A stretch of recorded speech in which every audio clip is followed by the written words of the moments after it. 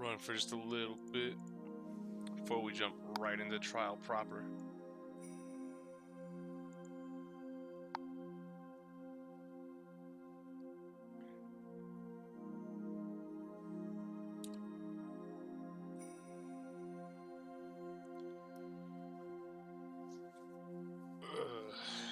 Big stretch.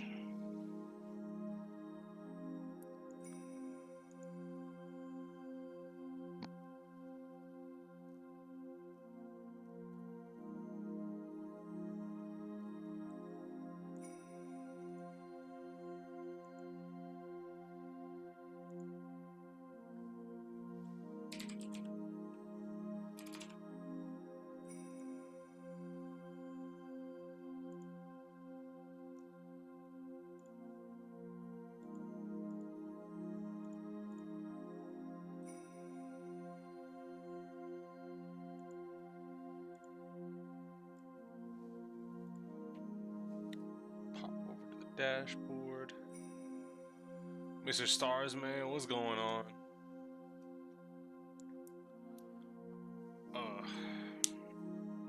Took a nice big break yesterday, but today we at least start to finish it. If that makes sense, because it feels like this is going to be it feels like the trial is going to be the big finale, right?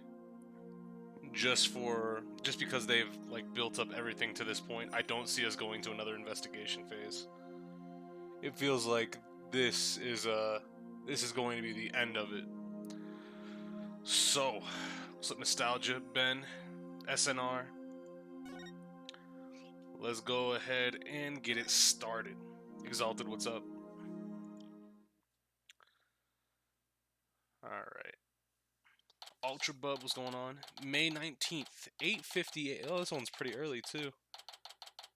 Actually, were the other ones in crying early? I think they were, like, around, like, 9:30. So, yeah, if we're in the lobby. Ooh, anime. Nice final shot of the courtroom. Oh! Yo!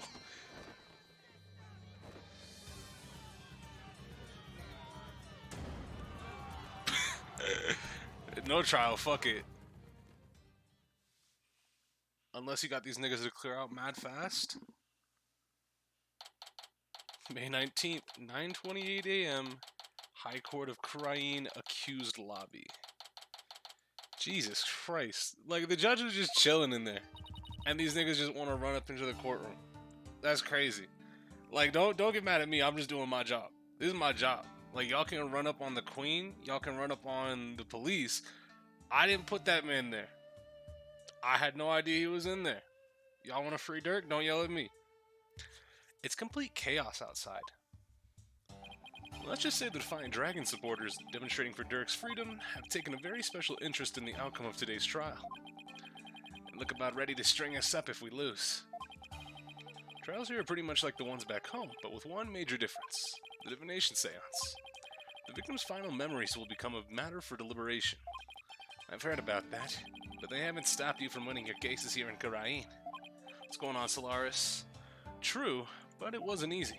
Still, the memories of the dead are simply another piece of evidence. There's always a way to deal with them if your client is truly innocent.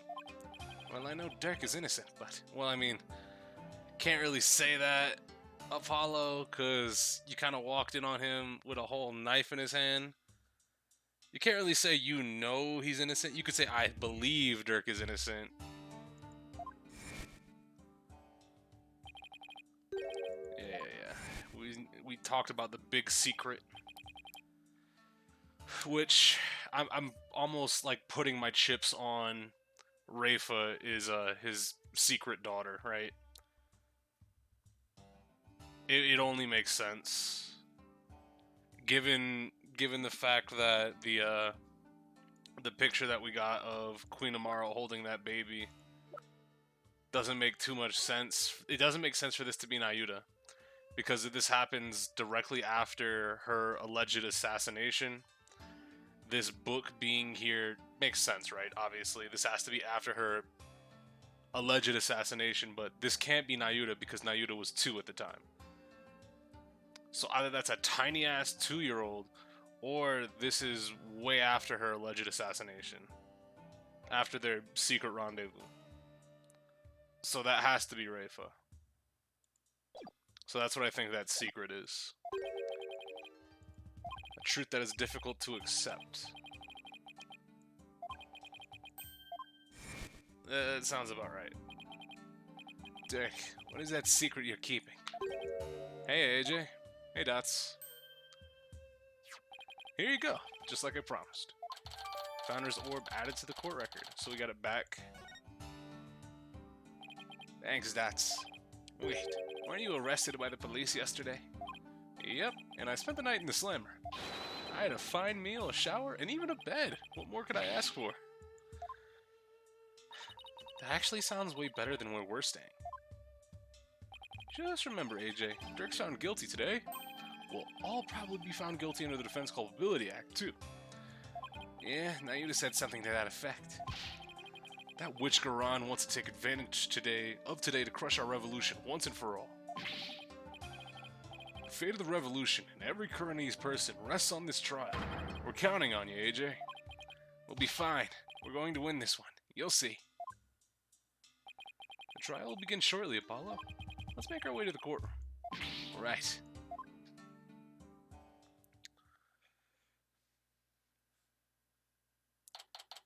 May 19th, High Court of Karain.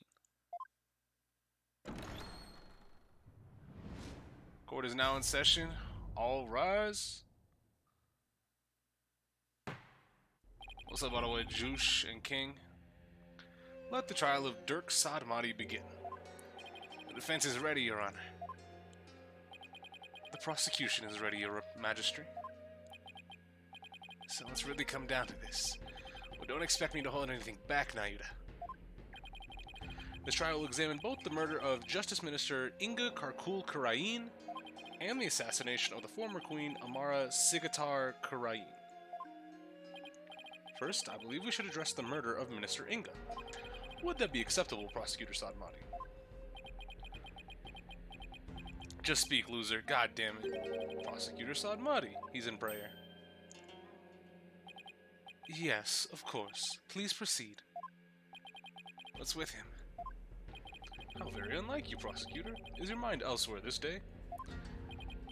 Not at all, Your Majesty. Are you really going to be able to go through with this, Nayuda? Well, Prosecutor Sadmati, I would be remiss if I failed to voice a concern of mine. I have heard mention that you are the son of the accused, Dirk Sadmati. Is it because of the last name? Are you dumb? You have heard true. Does that fact pose some sort of a problem, Your Majesty? A father being prosecuted by his own son. Could one possibly deliberate with such a case without having personal feelings intervene? Yes, without question. Can he really handle this? Even if it is Prosecutor Sadmati, going against his own father is just, how can the son of a criminal even be a prosecutor in the first place? Oh, talk to him, Dirk. Dirk? Fellow citizens, you would do well not to underestimate my son. He's not one to allow personal feelings to interfere with the execution of his duty. Isn't that right, Nayuta? I will not stop until my work here is done. See? So all of you doubters just sit down before you trip over your own stupidity.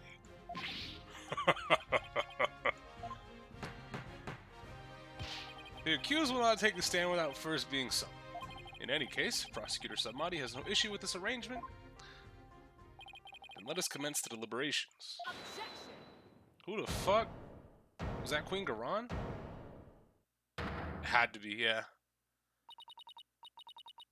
That was an objection we hadn't heard before, and the amount of female characters who we haven't heard have an objection is getting pretty low. Well, that we haven't heard had an objection and in the country right now are very low.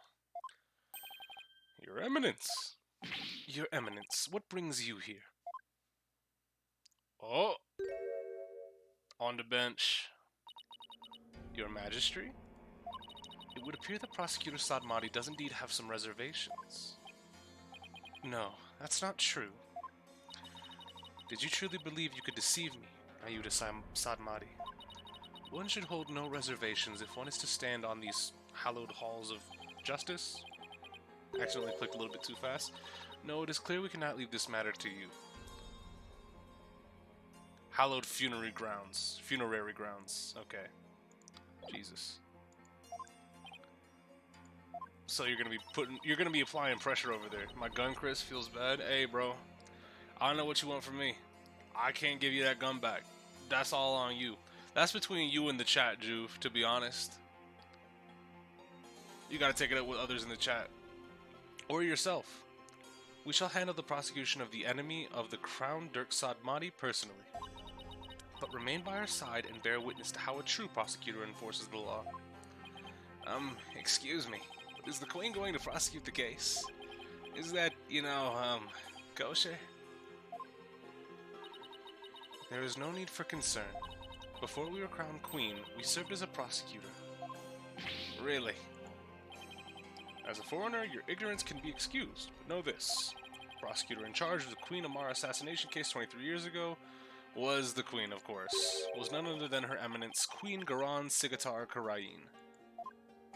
First your majesty, and now this? Why doesn't anyone ever tell me these things? I heard she served as a Minister of Justice, but she was also a prosecutor? I'm guessing she probably moved up the ladder from prosecutor to Justice Minister.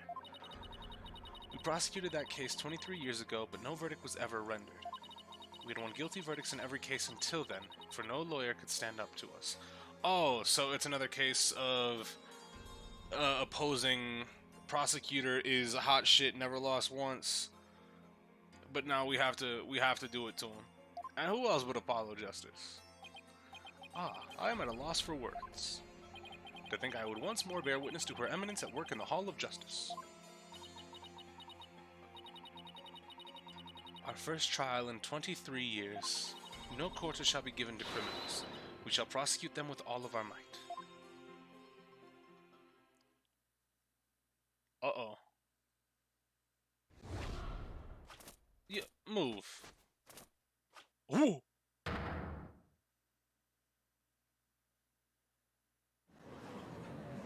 Damn, alright then. What a magnificent sight. The Queen's attire from her prosecutor's days. I think we could see it once more. What the... That's Queen Garan. Talk about an extreme makeover. Oh, and she's got a fan. Yo, what happened? What, do you just have like long nails like that on the regular? That's crazy. It's all coming back now. The feeling of blood pumping through my veins. Woe to you, O enemies of Karain, for I will personally slice, dice, and grind you up into hog feed. I don't suppose I can ask her to roll back her polite pre-makeover personality.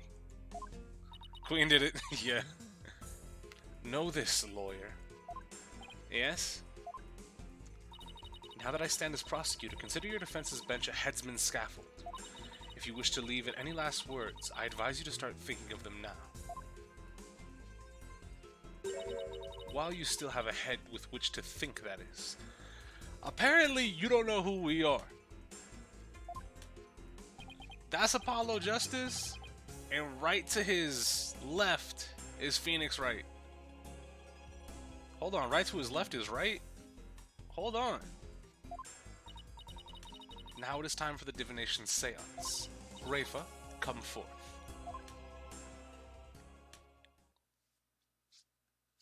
Looks sad as hell. Your benevolence. Thank you for gracing us with your presence. Also, upon further thought, it said that the queen of Karain is the only one with immense, or not even immense, but like some spiritual power, right? The ability to channel a spirit in any regard. What's up, Smash? So the fact that Rafa is the only other person, because we haven't even seen what ties Garan has to the spirit world, right? We haven't seen her channel anybody. She can't do the divination seance. So, assumably, if Nana, or not Nana, excuse me, Nana is the caretaker. If Amara, there we go. If Amara was spiritually endowed, I guess would be the way to phrase it, then it would make sense for Rafa to be as well, right? Speaking of Nana, though, we have no idea where the fuck she is. If she ends up being dead somewhat during this trial, or somewhere during this trial, that's gonna suck ass. Your benevolence, thank you for gracing us with your presence.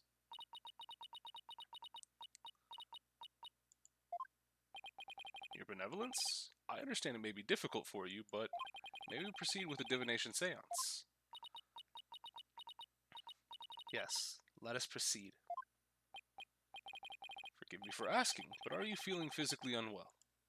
If so, I would advise you to avoid any undue exertion. Mm-hmm. Your benevolence. What's wrong? It's like her mind's anywhere but here. A lot's happened since yesterday. On top of the murder of her beloved father, she found out that he'd been planning a coup. And today she'll have to experience his death through his own eyes. That would be enough to shake anyone up. Still, it seems like she's worse off today than she was yesterday. Yeah, I don't remember her being this depressed. Yeah. She only got depressed after Garon started yelling at her. Wait. Garon didn't do something to her, did she? Your Eminence, about today's divination seance. As I understand it, the prosecution has yet to review its content. Is this deviation from protocol a part of your plan? Prosecutor Sadmati, would you care to explain your actions? Your Eminence, the accused was caught at a scene of a crime. Therefore, I deem no seance would be necessary for such a clear-cut case. She got put into timeout. She beat her ass. You and your bleeding heart. You seek to spare Rafa the trauma of witnessing her father's death. Is that why you have done this? Not at all. You were concerned for me, Prosecutor Sadmati. That's oddly compassionate of him, all things considered. Your Eminence, your Majesty, regardless of what is best for her benevolence, this case is blessed with a bounty of incontrovertible evidence. So I believe we can reach a swift verdict without devoting precious time to a seance. You have a point. Personally, I would like to spare her benevolence any undue misery. Experiencing the murder of a loved one is a burden no one should have to bear. Prosecutor Sadmati, your Majesty, can this trial truly proceed without a divination seance? I can't blame her for not wanting to experience her father's murder firsthand. Your Eminence, what are your feelings on the matter? Shall we have her benevolence return home for some much-needed rest? We shall not.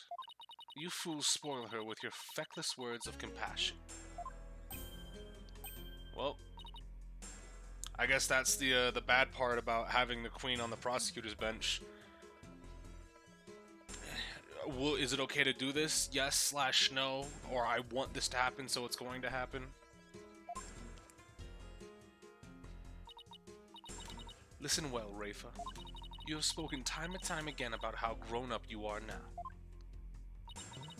Yes, but... So, let us see if the royal priestess has truly come into her own.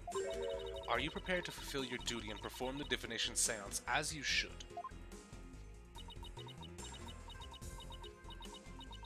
Yes. That's better. See? Problem solved.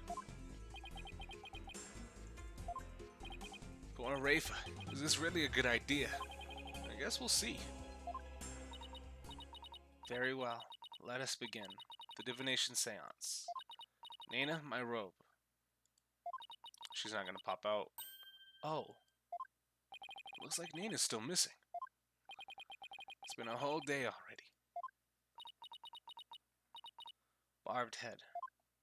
Yes? You remove my robe. What? Why me? Don't keep her benevolence waiting now, Mr. Wright. Can't you see she's ready to begin? Great. I've been reduced to royal robe remover. It's like she's grooming Mr. Wright to be Nana's replacement. Nanny Phoenix, let's go. Very well, your benevolence. Please start when you are ready.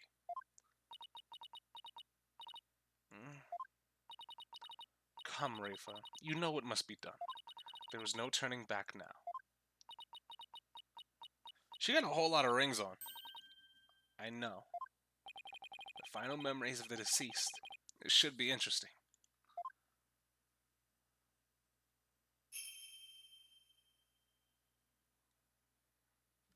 Oh, Holy Mother, we get to see the dance again. Seance in your name.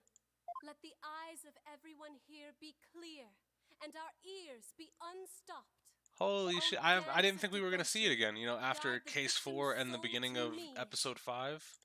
So that we may receive their final memories in the pool of souls. Because I was thinking to myself, it was kind of weird that we went like 2 trials in a row without seeing the divination seance and the dance. Fuck that shit though. Let's sit through that shit again. Miss me.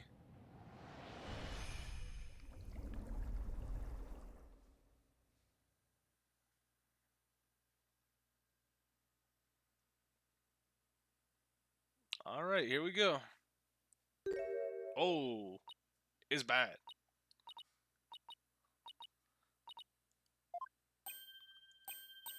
Why are y'all surprised?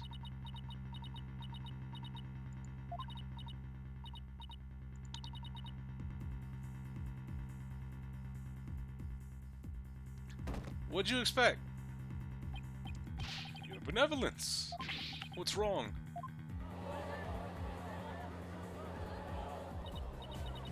This is unacceptable.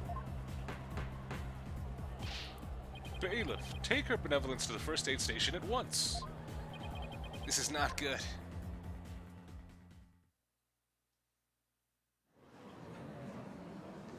Well, divination seance is a bust. Your Eminence, do you have any idea why her benevolence collapsed so suddenly? It seems she was not ready for what the deceased was to reveal. It overwhelmed her. Her inexperience and immaturity left her ill-prepared to face her father's death. And she said she could go through with it. How very disappointing. And now someone who's not winning Mother of the Year, ever. I mean, of course Rafe is going to be overwhelmed. She's just a child. Seems we have no choice but to move on to witness testimony. Your Majesty. Oh, are we bringing Maya in? Let us proceed. Bailiff, summon the first witness, if you would. That's Dirk. What's poppin', Slime? Is this not the accused? It is indeed. I thought I would give him the opportunity to plead his case, for true justice is more than a unilateral presentation of the facts by the prosecution. It seems uncharacteristically fair of her. However, should the accused fail to produce convincing testimony,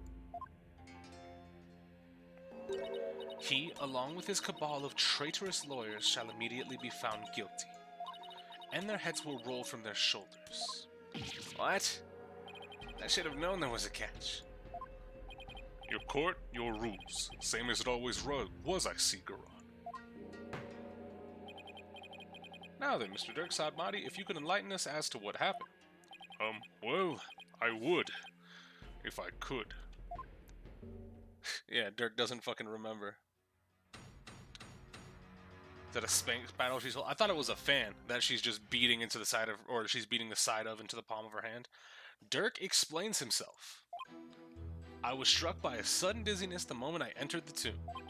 The next thing I knew, I was standing there with a bloody knife in my hand, and lying right in front of me was Inga, dead as a doornail. I have no recollection of what happened in the interim, but I didn't kill him. At least, I don't think I did. It'd go against everything I believe in.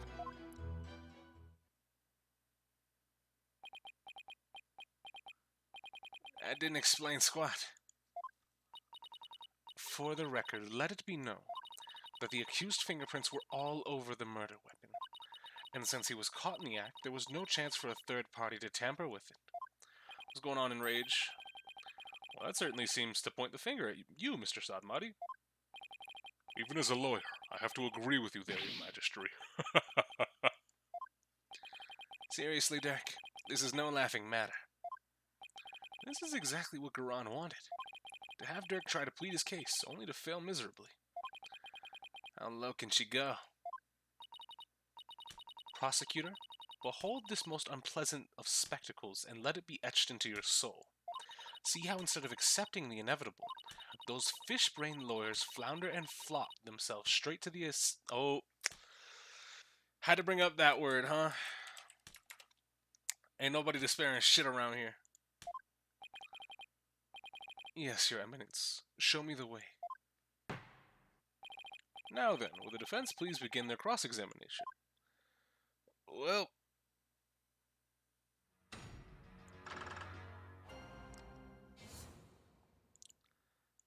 It seems like we just press on everything.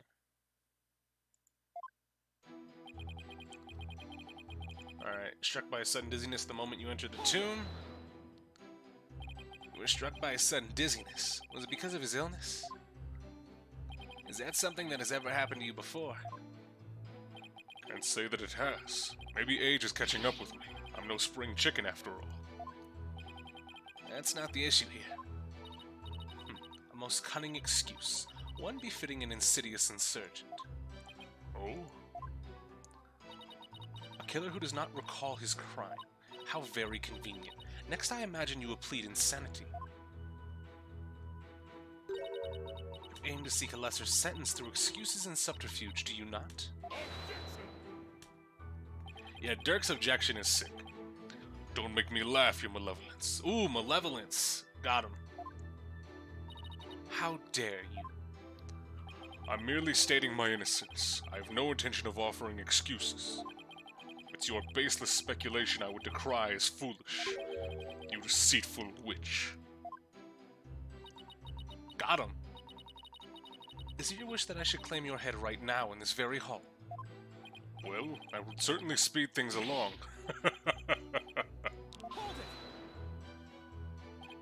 Dirk, why don't you let me handle it from here?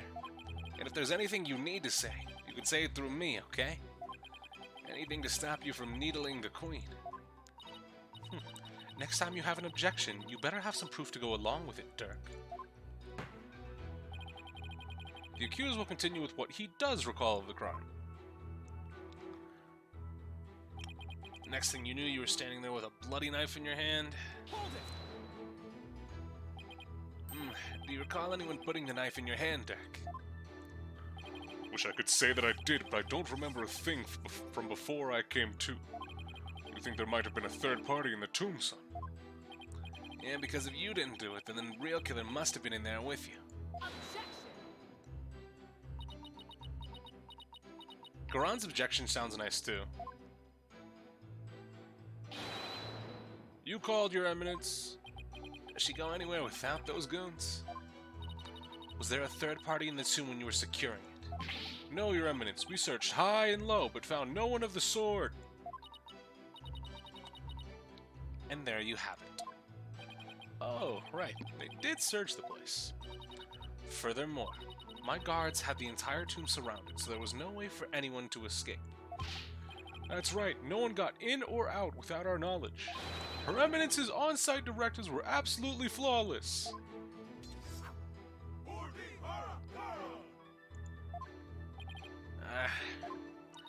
Do you see now? The presence of a third party is beyond the realm of possibility. The tomb was, for all intents and purposes, completely sealed off from the rest of the world. What a waste of time! How could... Oh, well, Dirk is the killer, I guess. Hey, that's what everybody else thinks. Thanks for nothing, gallery guy. As if our graves weren't already deep enough. Accused, what do you believe about the possible presence of a third party? Well, based on the situation you presented, I'd say the chances are slim to none. You didn't have to agree with it, Dirk. Let the accused's statement be added to his testimony. Well...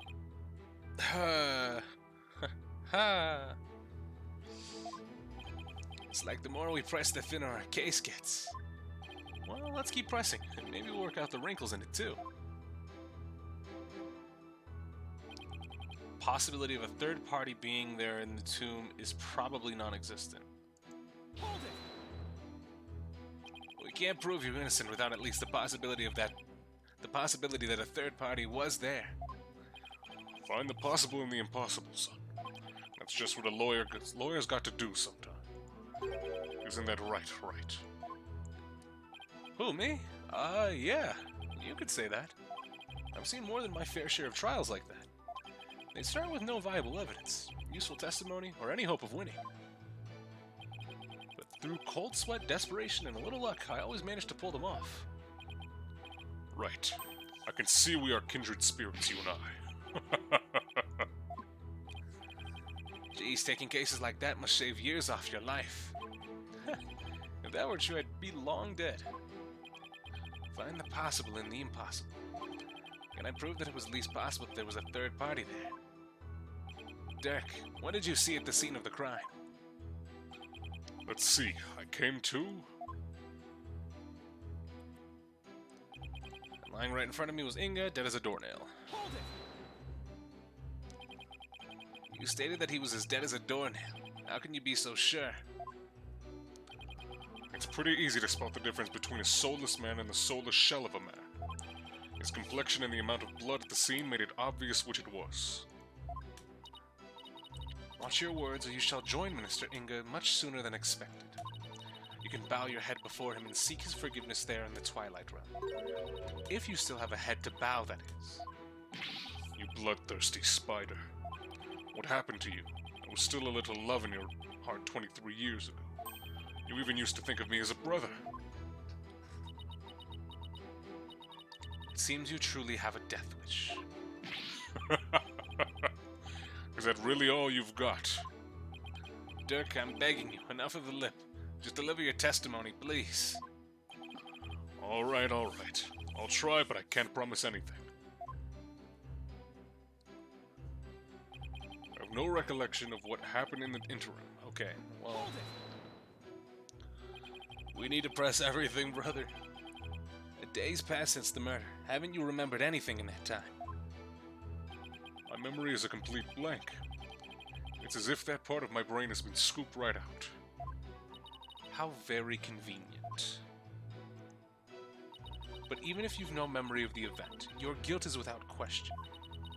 There is nothing more to debate. You're forgetting one thing, Garon. I have no motive. You lead a band of insurgents that seeks to overthrow the government. I would say that alone is motive enough to slay our kingdom's Minister of Justice.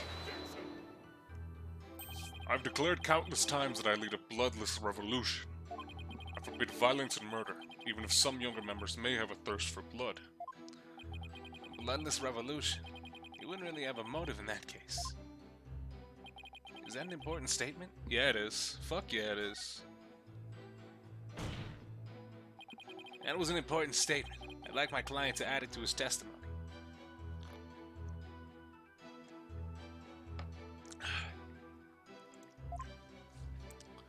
Very well then. The accused will please do as the defense has requested.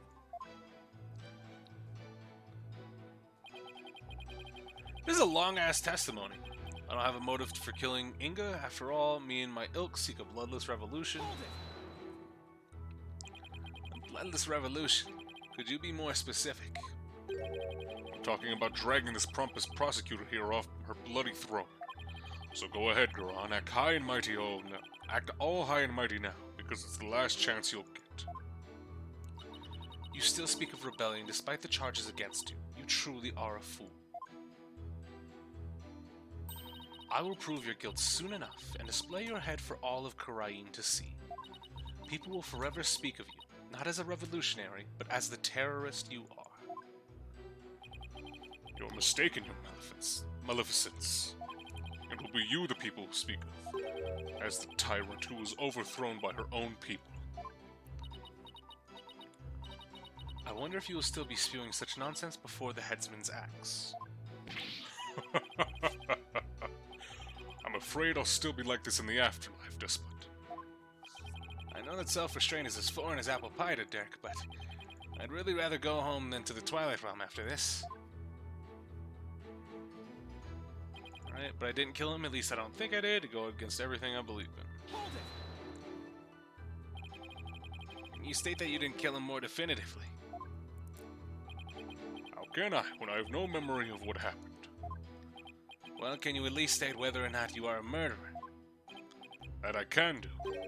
I am not a murderer, and I would never kill anyone, no matter the circumstance. And do you have any evidence to support your claim that you did not kill the minister? Evidence? No. Can't say I do.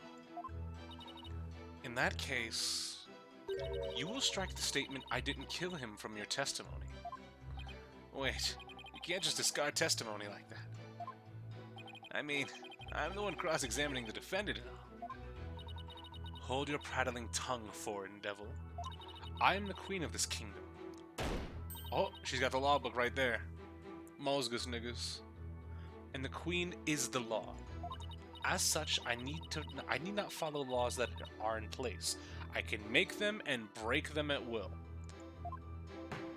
Laws don't matter. Henceforth, the accused will refrain from stating I didn't kill him.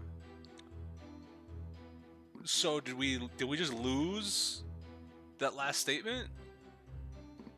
So wait. Okay, so let's keep going forward. What? Sure, whatever. It's the Garage show after all. Same as always. Though I guess there's no evidence that... Wait. I don't have... I lost the whole statement. Okay, so... I guess I had... I don't know if pressing this will get me anywhere, though, because... I think... Okay, what do I have to present? Let's present the photo of Jove. I guess... Technically, this doesn't belong to the victim, and we didn't test it against Dirk. Or did we test it against Dirk? Dirk doesn't have any wounds on him, so okay, maybe. The possibility of a third person is now there. Alright. Has to be this. Objection! Yep. Your Eminence, I'm afraid this trial will not go exactly as you anticipated, because I can show how there might have been a third party in there too. Oh, how very fascinating. Go on. I do so love a good fairy tale. We did a luminar test at the crime scene, and we found a blood stain that didn't match the Justice Minister's blood. I will remind you that neither Dirk or Miss Faye were injured during the incident. The thing is, this blood stain we found had been wiped up by someone. What's this? Blood? Who would have done such a thing? That's the big question, isn't it? Who wiped up the blood, and why? Thinking about it logically, it must have been someone who wanted to conceal their presence at the crime scene. Oh, and whom do you suppose the bloodstain might belong? Well, I mean, can't really say who it is, but it could belong to whoever actually fucking did it. Hold up, we still haven't found Maya. No, we got Maya. We rescued Maya from the tomb, and she's in the hospital. She was fucking 1000% exhausted when we found her. The bloodstain belongs to the real killer. The bloodstain belongs to the real killer, of course. You need to scratch my ear. Ah. It's itchy. Why is it so itchy? But yeah, no, we did find a Mara. Or not Mara. We found Maya. We found Maya and she's just resting right now, Duck Game. Whoever it was, they were probably shot while they were attacking Minister Inga. And since their blood would give them away, they had to wipe it up. I say this because we know for a fact that the Justice Minister fired his gun in the tomb. You have the memory of a flea.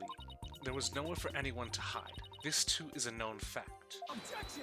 There was no one to hide when we showed up. But a bloodstain from a third party means there must have been someone hiding there. Very well then, tell me this. Where was the third party hiding?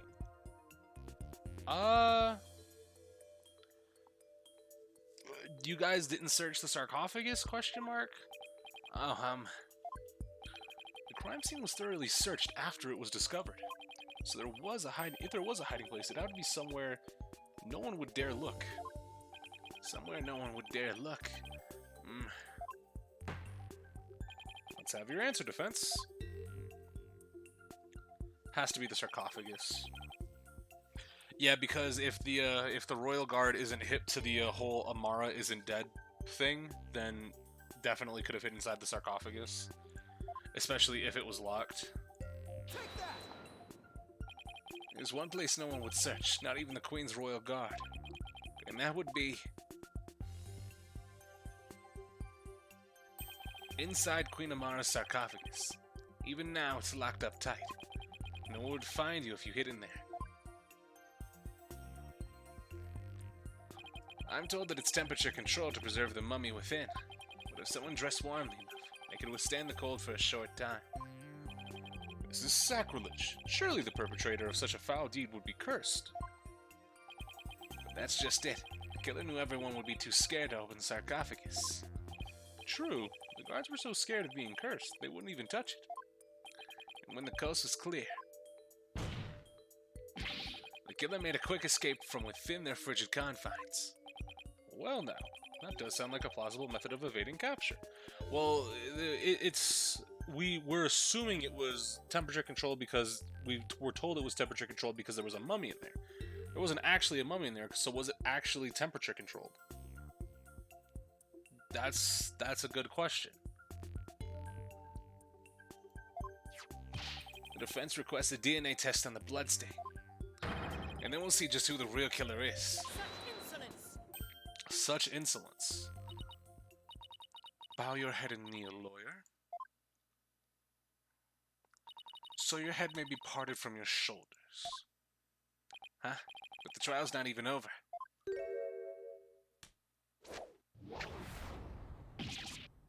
Wind tunnel. How soon you'll forget. You are already on the headman's scaffold. As such, I could order your beheading at any moment. Okay. This bloodstain belongs to the real killer. I sure hope it doesn't belong to Dirk. Well, considering Dirk doesn't look like he took damage at all, and it looked like it was dripping from Maya over to the sarcophagus, it doesn't make too much sense for it to be Dirk's. I guess Dirk couldn't speak up if he knew it was his, but Dirk would surely say, hey, I got a wound right here. I got injured sometime during me being passed out. Because it's not like the wound magically disappears. It would make sense for Dirk to speak up now. All I did was request a DNA test. There was no need to request such a test. Royal Guard, bring it forth now. Here you are, Your Eminence. The police have already identified the source of the bloodstain. The DNA test revealed that the blood is of the traitor, Dirk Sardma. What? Dirk! What? But Dirk wasn't injured. So where did his blood come from? Was he coughing it up? Ah, yeah. Maybe he coughed it up. Dirk's illness. Still, there was a lot of blood. Could he have really coughed up that much? And did he wipe it up to hide his failing health? Dirk, is it really that bad? Oh shoot, you got me. Dirk. Pay attention, Horn Devil, for this case has already been solved. You claimed that this bloodstain would lead us to the real killer, did you not? About that. Did you or did you not make that claim of your own volition, defense? Yes, I did. After she steered you in that direction, that is. I fell right into her trap. Do you see now the folly in opposing the very embodiment of the law? Whatever you say or do shall come to no avail. A third party at the scene of the crime? It's beyond the realm of possibility. No. Praise be for Queen Garant. Yo, get these niggas out of here. Her Eminence's legal tactics are beyond compare. I hate to say this, but she really got us good. The key to Amar's sarcophagus is under the protection of the royal family. My husband and I are the only ones who could open it. Therefore, it would be impossible for some knave to open it. Can I really discount the sarcophagus as the hiding place, though? I mean, not really. So, the problem is, we didn't, we got his autopsy report, right? Time is approximately 3 p.m. Now, this is still a lot more detailed than we would hope it to be. Approximately 3 p.m. Because it could have been before, it could have been like 2:30 before Dirk ever entered the tomb. I guess that's the benefit of Monokuma files in Danganronpa, because it's exactly like, oh, this person died at 12 sharp. And here's the cause of death.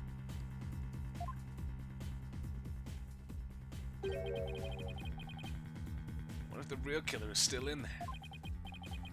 No, that's just ridiculous. Apollo, I don't have long to live. Dirk, is it really that bad? Starts coughing blood at the murder scene. I believe we have rebels and sympathizers in the gallery today. It is to you I speak. Have you been listening? Dirk Sadmati, the one who proclaimed a bloodless revolt, has betrayed your cause by resorting to murder. No, it can't be. Dirk would never. There must be some kind of mistake.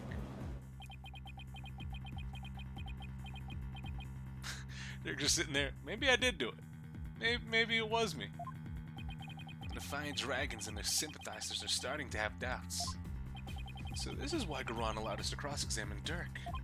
By establishing his guilt in Inga's murder, she's effectively damaged his reputation among those who support it. True, but now we have an even bigger problem. And now, filthy lawyers, you will honor your end of the bargain. Accept your guilty verdict for your failure to explain your client's actions.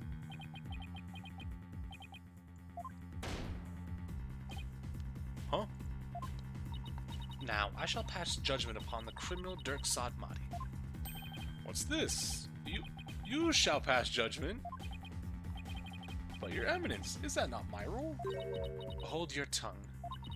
You are but a figurehead before me, the embodiment of law. Consider yourself dismissed. Yeah, no. Get Maya in here from the hospital, have her channel Manfred von Karma real quick for the one time. We'll see who the embodiment of the law is. I mean, shit, Edgeworth is in country right now. Edgeworth just chilling in the gallery. As Queen of Karain, I shall now pass judgment upon the accused. That's not how that works.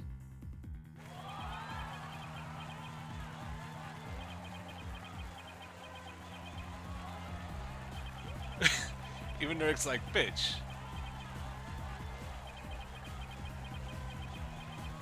Objection from Nayuda. Nayuda's been uncharacteristically quiet. Wait. You didn't give me a chance to rebut. Know when you are defeated, lawyer.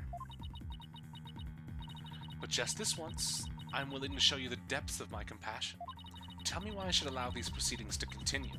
Come, convince me. Quick, Apollo. Even if you have to bluff, we've got to keep this trial going. Show her that the crime could have been committed by a third party. How am I supposed to do that? Oh, why don't you start with, how about timing of Inga's murder? What? This whole case is built on a single premise, that Inga was murdered after Dirk entered the tomb. But what if that's not true? Like, if our assumptions are all wrong, it just might work. Well, don't keep us waiting, defense. Dirk became the prime suspect, because it didn't seem probable that there was a third party at the scene of the crime at the time he entered. But there is another question we should ask ourselves at this time. Was Minister Inga really killed after Dirk entered the tomb? What nonsense is this? Setting aside the assumption that the murder occurred after Dirk arrived on the scene, opens up the possibility of a third party committing the crime. The question before us is, when was Mr. Inga really killed? So, very clearly the only thing that we can push is before Dirk even entered the tomb. Isn't it possible that, before Dirk even set foot in the tomb, Minister Inga was already dead? That would certainly make the possibility of a third party more probable. Why, of course. I fell unconscious right after I entered the tomb. Even if I hadn't, I wouldn't have had a clear line of sight to his body from the entrance. Which means... You wouldn't have noticed his body either way. This scenario is entirely possible. After the body was found, yeah, that being like if we're giving gimmies, then I'll take the gimmies. You can't rule out the possibility of a third person committing the crime. I see. Well, that certainly does make sense. So far, so good. This might actually work. Don't hit me with an updated autopsy report. Don't say very well. I shall play along with whatever little game you have knocking around in that tiny mind. I was starting to get quite bored of all this. I could do with a distraction. Yes. They put it as the first option for people who aren't reading and just spamming through text? Probably. Let us hear some testimony that will shed light on when exactly the minister was slain. Bailiff, summon Rafa. Surely she is recovered by now. What about me? Don't I serve a purpose anymore? Hey, Rafa. I hope you are feeling better, Your Benevolence. Must I perform the divination seance? What? Oh, no. We merely require your testimony. Okay. So we're not getting we should get insight. It's probably going to be after she bolsters herself with some form of information. How could my testimony be of any value? Your Benevolence? Princess Rafa seems awfully depressed. After what she's been through, summoning her again is like rubbing salt in the wound. Being unable to perform the seance was probably the last straw. I hope she doesn't pass out again. Prosecutor Sadmati, may I ask you something? Of course, Your Benevolence. I've been meaning to ask you this since yesterday. Did you know about Queen Amara? And about me? Yeah? From where did you hear such a thing? From Mother, and only yesterday. Rafa was carrying on about telling the truth to the people, so I told her. I told her what the truth really was, for it is up to a mother to discipline her child. I see. Be as it may, Your Benevolence, it has no bearing upon our trial here today, so there is no need to let it trouble you. I know. Amara told Rafa something about something other than Amara's status. Sounds like it, but what could it be? I mean, quite literally, how else am I supposed to fucking interpret this? Did you know about Queen Amara and about me? Quite literally, everything I was saying was right. Just move, nigga. Just move. They somehow think your father was already dead when Dirk entered the tomb. But I believe you can prove them wrong. Are you prepared to do what is required of you? Yes, I am ready to testify. Well then, Your Benevolence, your testimony, if you please.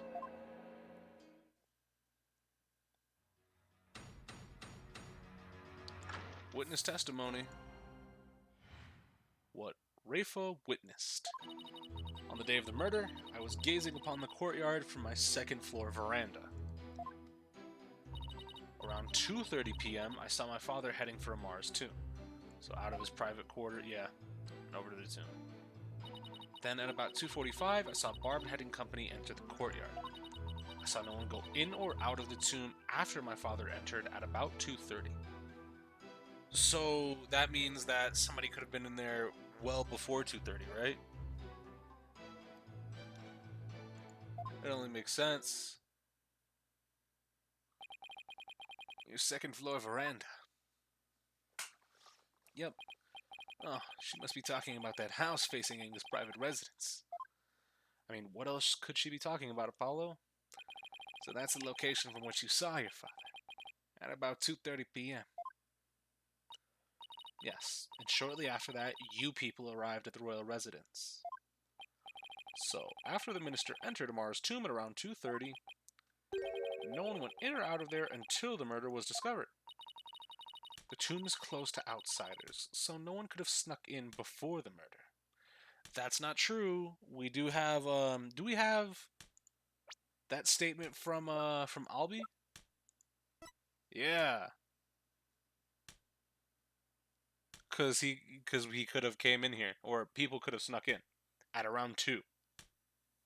Hmm. But this isn't part of the testimony. Maybe we can get this added by pressing, but that rules out any possibility of a third party lying in wait to slay my poor husband. Or so she'd liked us to believe. Now hear me, you useless lawyer. Cease this charade and bow before me. For I, Queen Garon, shall finally have your head. Forgive me, your eminence, but first let us allow the defense to question the witness. Yeah, you're really not the law when the judge is in here. Judge will help us. I believe in him. What Rafo witnessed. On the day of the murder. Okay, so on the day of the murder, you were looking at the courtyard. 2:30, you saw Pop's head for the tomb. 2:45, you saw all of us come to the courtyard, and you saw nobody else go in there or out of the tomb after your dad went in.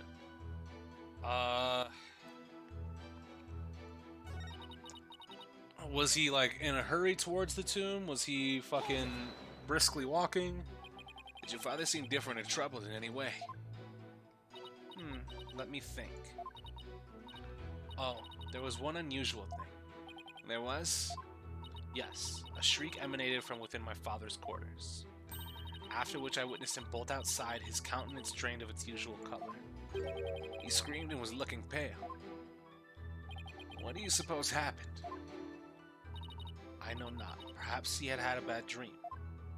Maybe it was a nightmare about being raked over the coals by the queen.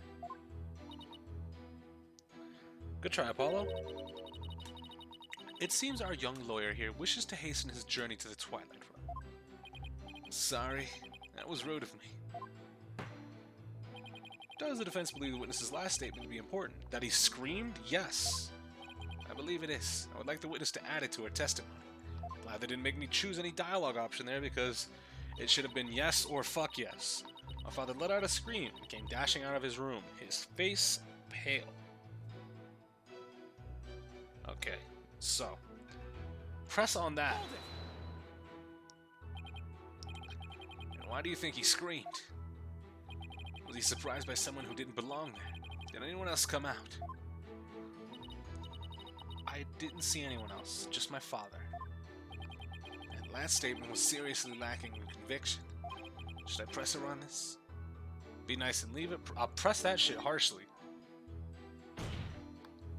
Your benevolence. Let's have some details. The more, the better.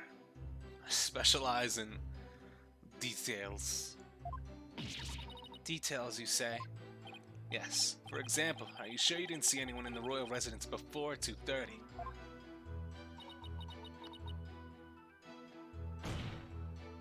Well, is that a yes or a no? Foreign devil. I've been gazing upon the courtyard since about 2 yesterday, yet I saw none other than my father. Oh, if only I had stopped him then. I think you struck a nerve, or rather, obliterated one. Maybe I pressed a little too hard. Still, that last statement seemed a little off somehow. Add that shit to the fucking testimony. So, you didn't see anyone except your father in the courtyard after 2 p.m., huh? Please add that to your testimony, your benevolence. Apollo growing up in the world. So, you didn't see anybody, right?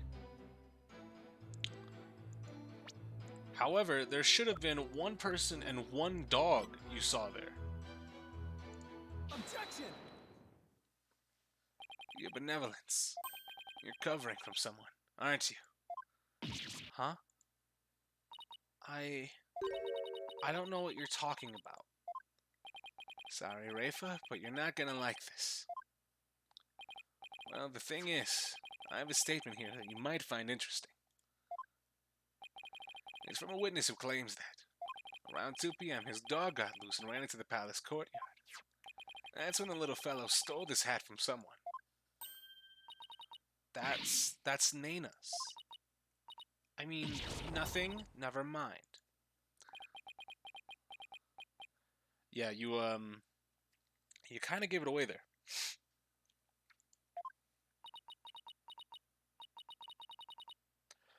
You know, the more that I look at her, Ron just looks like fucking Evil Rose from Street Fighter. Also, shout out to the fucking 5 Magatamas on her neck. You fool of a daughter. It seems the princess made a blunder. So let me get this straight. This is Nana's hat, which means she had to have been in the royal residence at around 2. If so, then you had to see Nana sometime after 2 p.m. yesterday. Ooh, no! Apollo field, please, your benevolence, tell us what you really saw.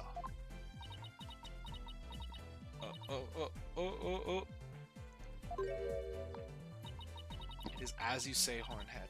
I saw Nana. And I saw that dingbat dog steal her hat from her in front of my father's residence. I knew it. Why didn't you say so in the first place? Because she's covering for Nana. She has no idea, or she didn't know that she wasn't watching the fucking courtyard then. Because my mother told me not to. What? Would you care to explain, Your Eminence? I requested she withhold said information, for it is of no relevance to the said case. Objection! You don't get to decide. If you disagree, then prove that it is relevant to the case at hand. What? Oh, I will.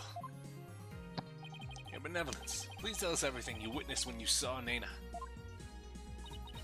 Alright. When I saw that dingbat dog attack Nana, I ran to help. I raced from my second floor veranda down into the courtyard. Wait, that means that while you were coming down, you took your eyes off the courtyard. Yes, but only for a moment. That's long enough. This is a crucial testimony. If you took your eyes off the courtyard, it means someone else could have entered the tomb without you ever knowing. Ah. Your benevolence. Are you sure no one else was there? Oh, yes.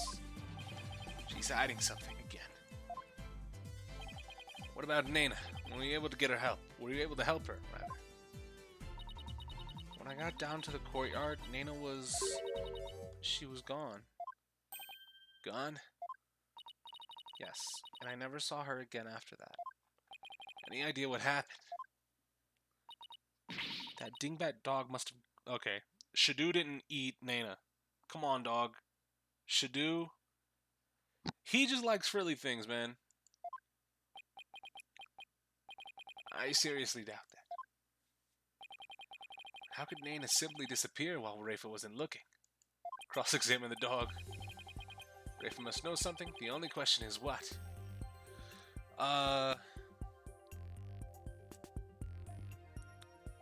Do you know where she went? Cause she could have been the reason why fucking Inga screamed and ran off to the fucking tomb, right? So, do you have any idea where Nana disappeared to? What do you mean? Well, during the time you took your eyes off the courtyard, someone could have headed into the tomb. It just so happens that Nana disappeared right after that moment, or right at that moment. No. Wait, you think Dana had something to do with the murder? I don't think we can rule it out. It sounds like something had kept Nana occupied since the early morning. Plus, she was seen right before the murder, and then seemed to vanish into thin air. You're right. And since she's Rafa's attendant, she could come and go as she pleased within the palace grounds. Could Rafa's attendant really be the killer? But that would mean... First my father and now Nana? These were the people I trusted most. How could this be? Nope. Do not heed their lies. Lawyers are a foul breed, quick to claim that a third party is to blame for the crime. Nana did not enter the tomb. That much is certain. How can you be so sure? When Nana's hat was stolen, that crazed curse spilled an urn full of water that upon my husband's doorstep. Is that not right, Rafa? Yes. Yes, it is. While that dingbat dog was tugging on Nana's hat, it tipped over the urn. The bottoms of her shoes would have been soaked with water. And if she had truly headed to the tomb with wet shoes, she would have left shoe prints along the way. The only shoe prints to be found belonged to my husband, Inga. Are you underestimating Shadu's power? Who are you telling me can't eat Nana? I mean, look, all I'm saying is Shadu would not. Shadu would never. Shadu is too good of a boy to do that. Huh? And...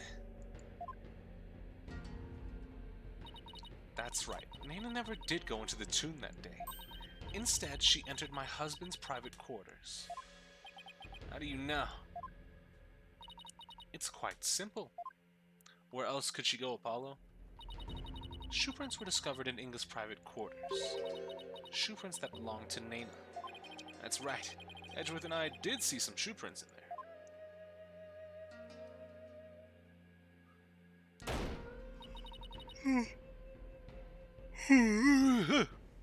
Big yawns. Now do you understand? Nana could not have possibly gone into the tomb, and that its supposed third party at the crime scene is but a figment of your imagination.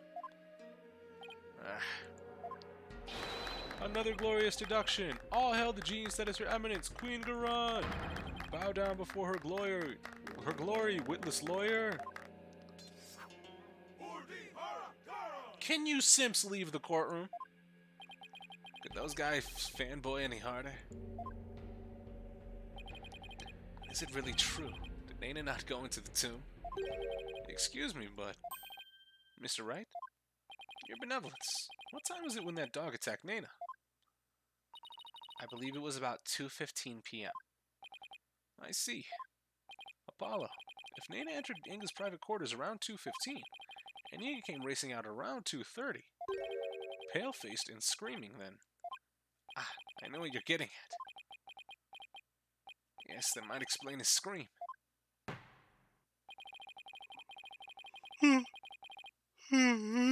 Big yawn. Will the defense please share their theory regarding Justice Minister Inga's scream? Certainly, Your Majesty. Minister Inga screamed because he saw a ghost.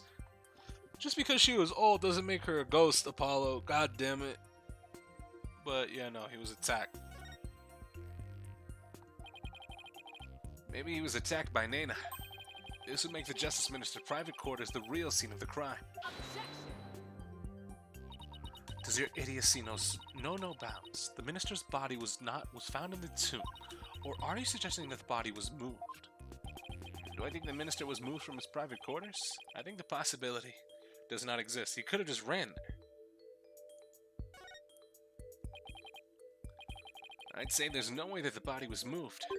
After all, there was an awful lot of blood in the tomb. I understand that the scream was in reaction to Nana's attack, but Inga died in the tomb. We need to explain how those two realities could coincide. How are we supposed to do that?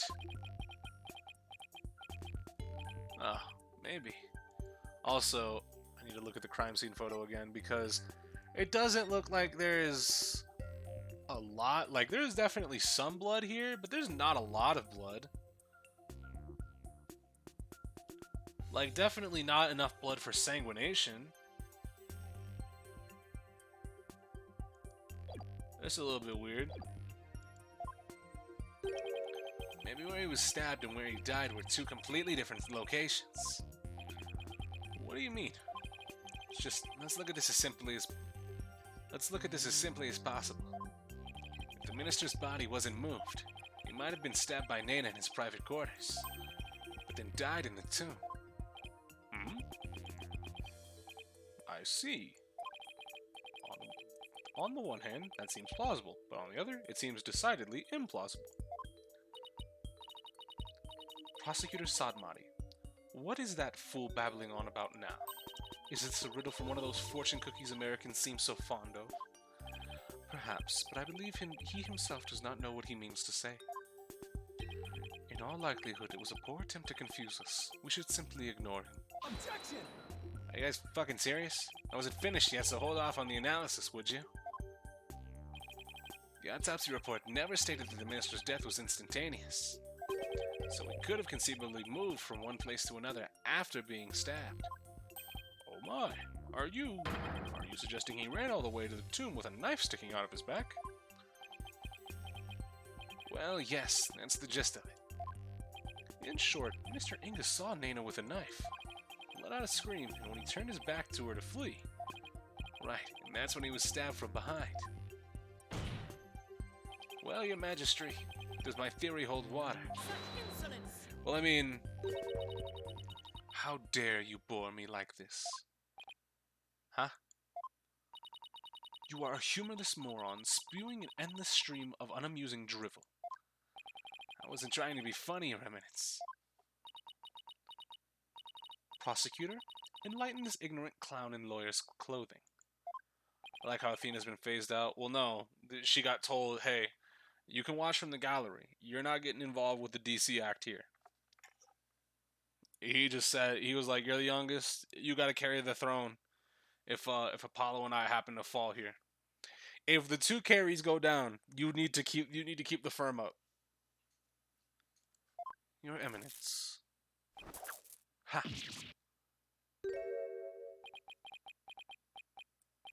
Nayuda. You dull, slow-witted, putrid-minded lawyer. Perhaps you would be too stupid to notice that you had been stabbed in the back, but a normal person would have noticed due to the excruciating pain.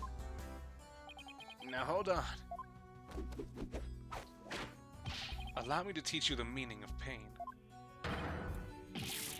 My head, Charles. Please stop. Nayuda has a point. Normally, most people would notice a dagger in their back. Ah. Yeah, I doubt someone could ignore pain like this. Still, in this case, it's the word normally that we should emphasize. Apollo, take another look at the court record. Right. There must be something that explains this. What? Oh, he had the morphine. Yeah, he was using the fucking morphine. Painkiller shots.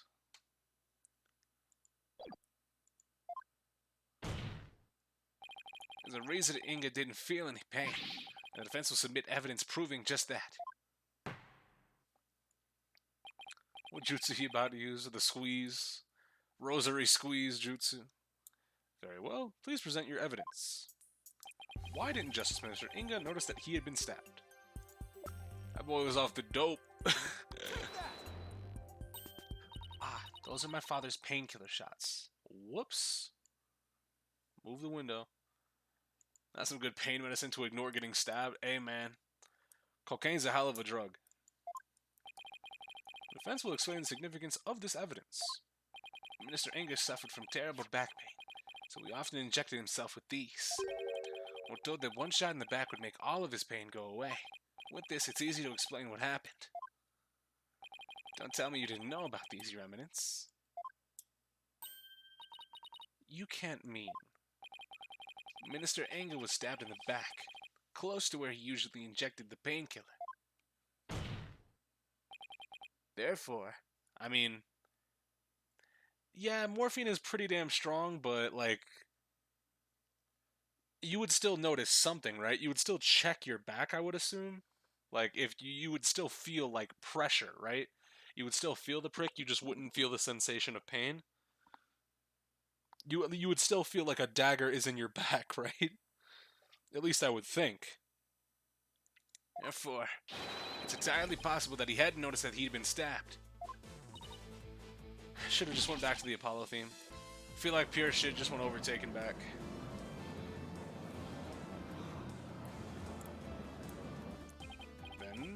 Then, are you suggesting Justice Minister Inga really had ran off with a knife protruding from his back? I am, Your Majesty. So then, when I saw my father, he had a knife sticking out of it. I mean, with that cape of his, I couldn't see his back very well. Yes, the knife was still there. It was just plunged in so deep you didn't notice it under the cape. I mean, potentially?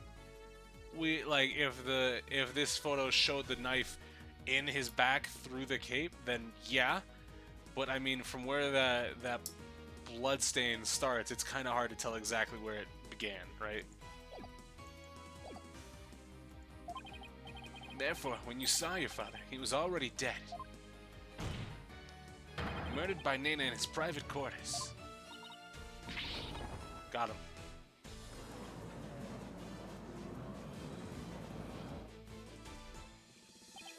Holy Mother of Karain. Are we dealing with the living dead here?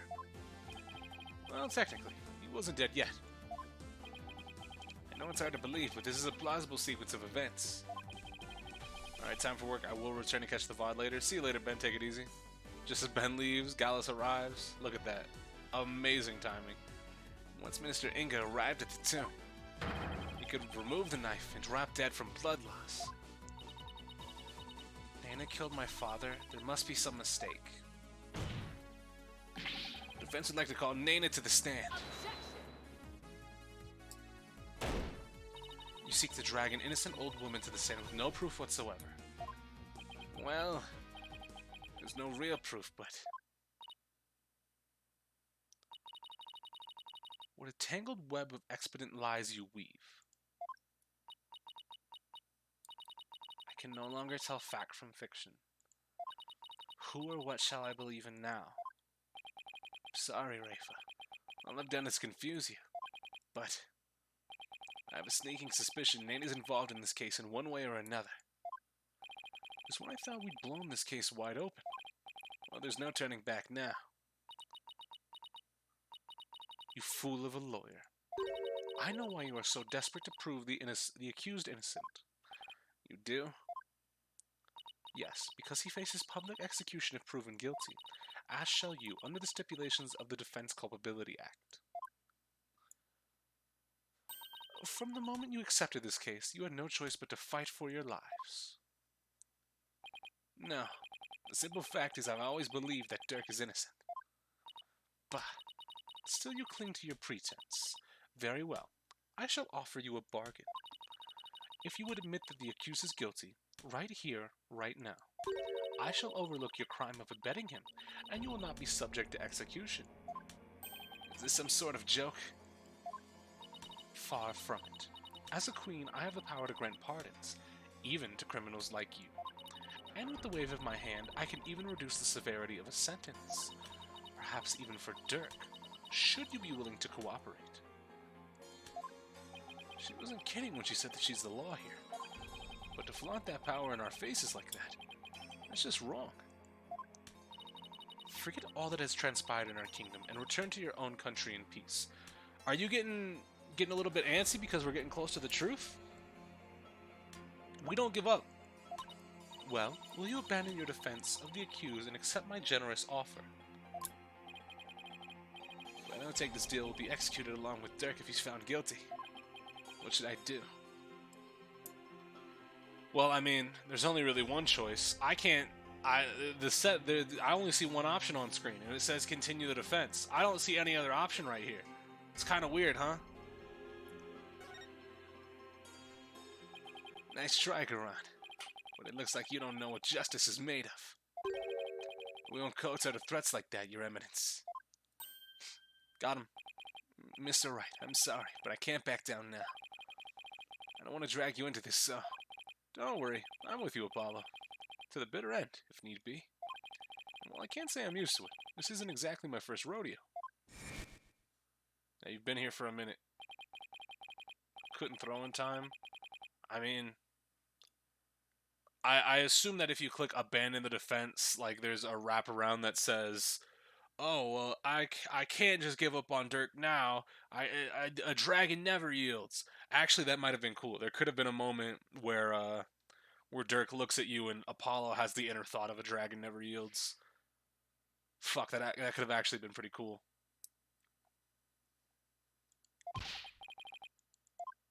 Reset so you can see it. Reset the whole fucking trial? You're insane. Alright, yeah, step from case 1. Also, that's a non-canon screen, or that's a non-canon flashback. Phoenix wasn't wearing that during that case. So keep on fighting, Apollo. You'll hear no objections from me. Hey, we better hear some objections from you, nigga. You better help.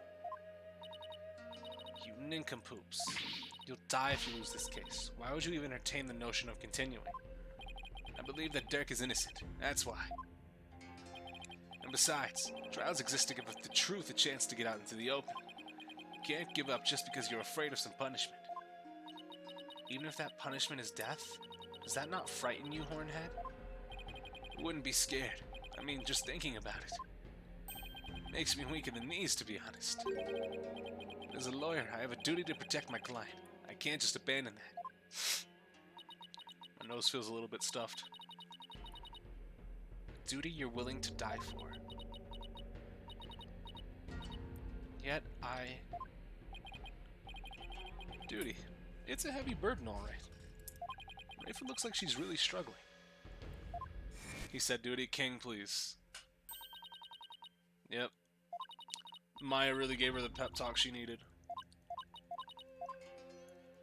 Alright, flashbacks, please go. But it's no surprise, considering the torrent of painful truths she's had to face.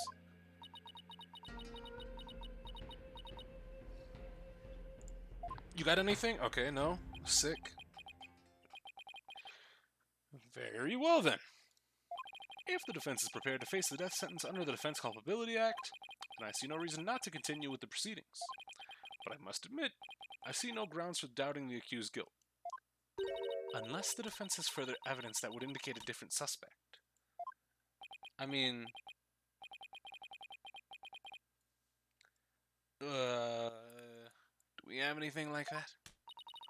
Well, lawyer, do you have any new evidence that you would care to present? Or shall I have the executioner start his preparations? If she thinks I can't do this, she's got another thing coming. But first, I have some serious thinking to do. I'd say that new evidence indicating a different suspect.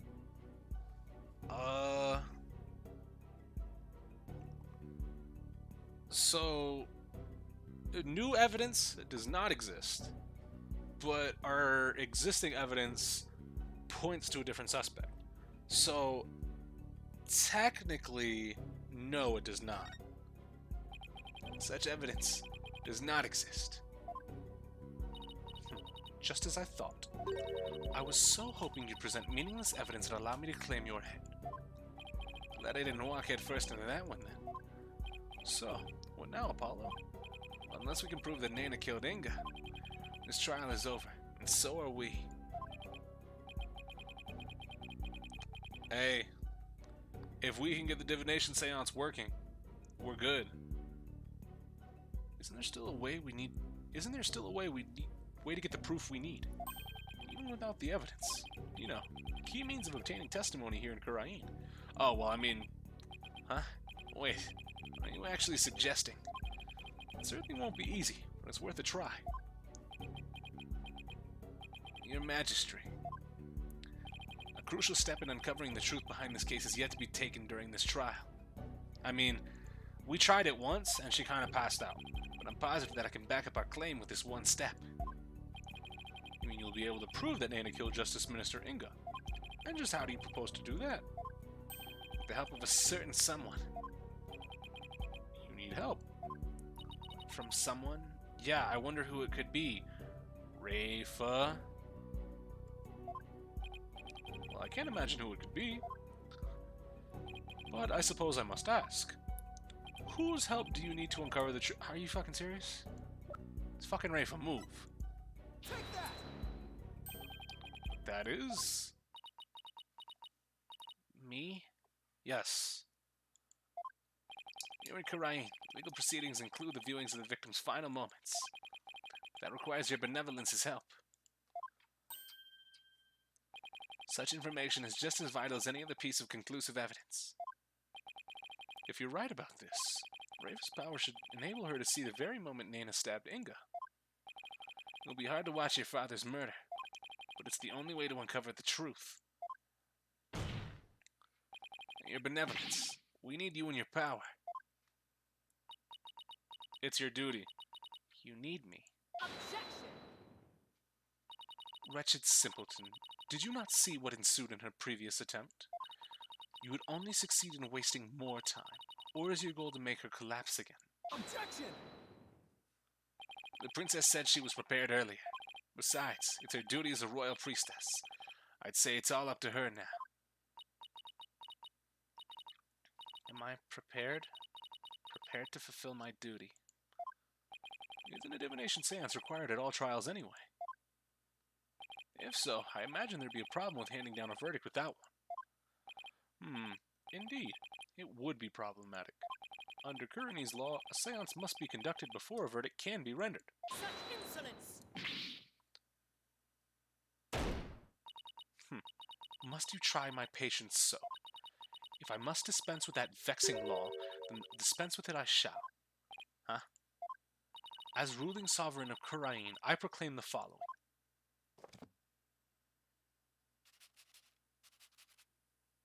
She's writing with her nail. Henceforth, the divination seance shall be optional. What? She has the power to do that. She just rewrote the law with a flourish of her hand.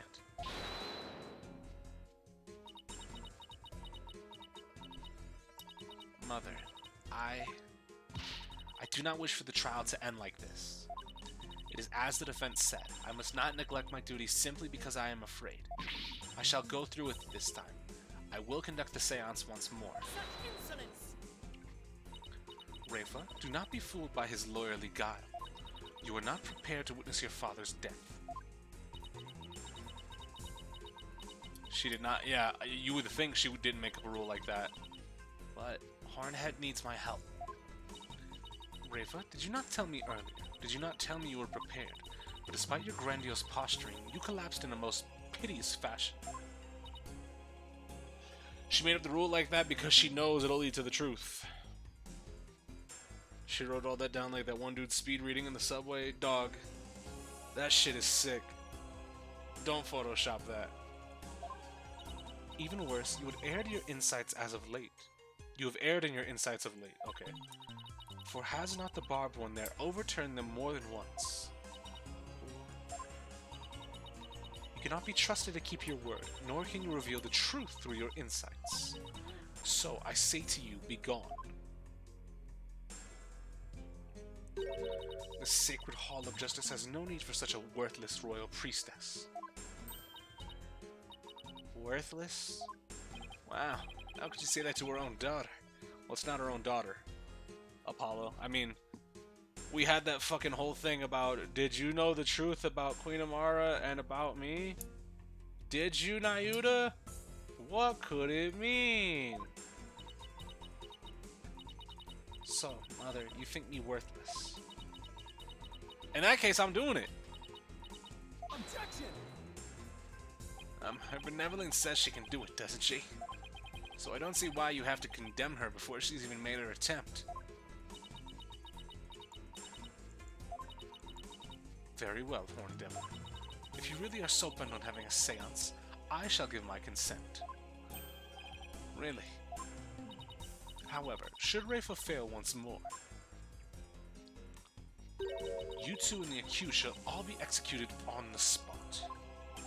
Come again? This is proving to be far more entertaining than I had anticipated. Well, lawyer, what say you? Oh. Hey, fuck it, let's go. I don't think you're worthless, your benevolence. Far from it, in fact. If you say you can do it, then I believe in you. Hornhead? I do not understand. If I fail, you will be put to death. I know you collapsed during your previous attempt.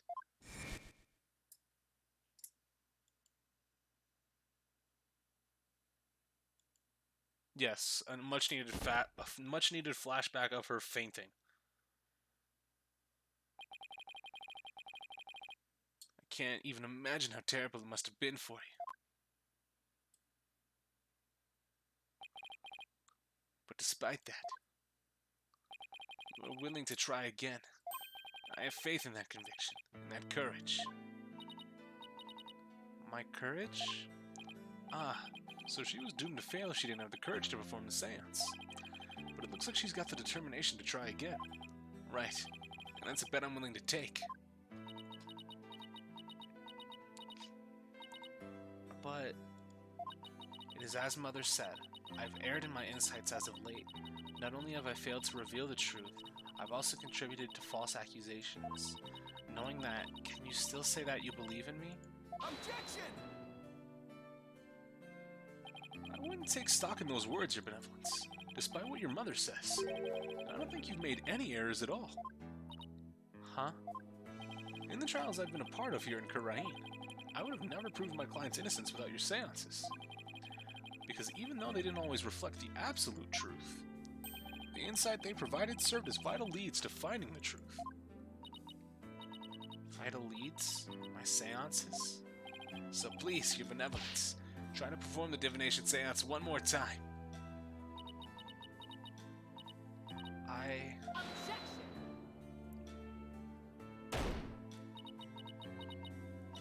Rafa, stop this madness. It is for your own good. You are ill prepared to face your father's death. Go, leave this sacred hall at once.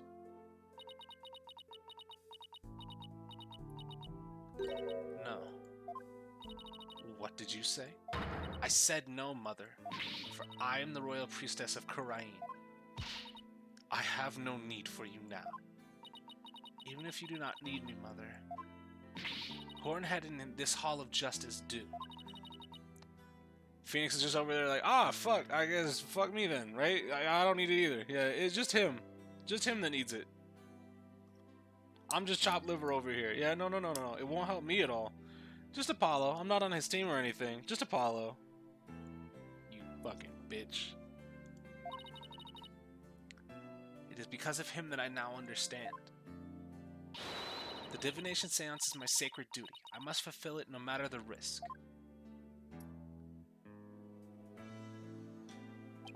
Your benevolence. Mother taught me that the divination seance was a mirror reflecting naught but the truth. But I began to have my doubts after Barb had disproved the insights it offered. And now, I don't even know who or what to trust anymore. Father, Mother, even Nana, I had believed in them above all others.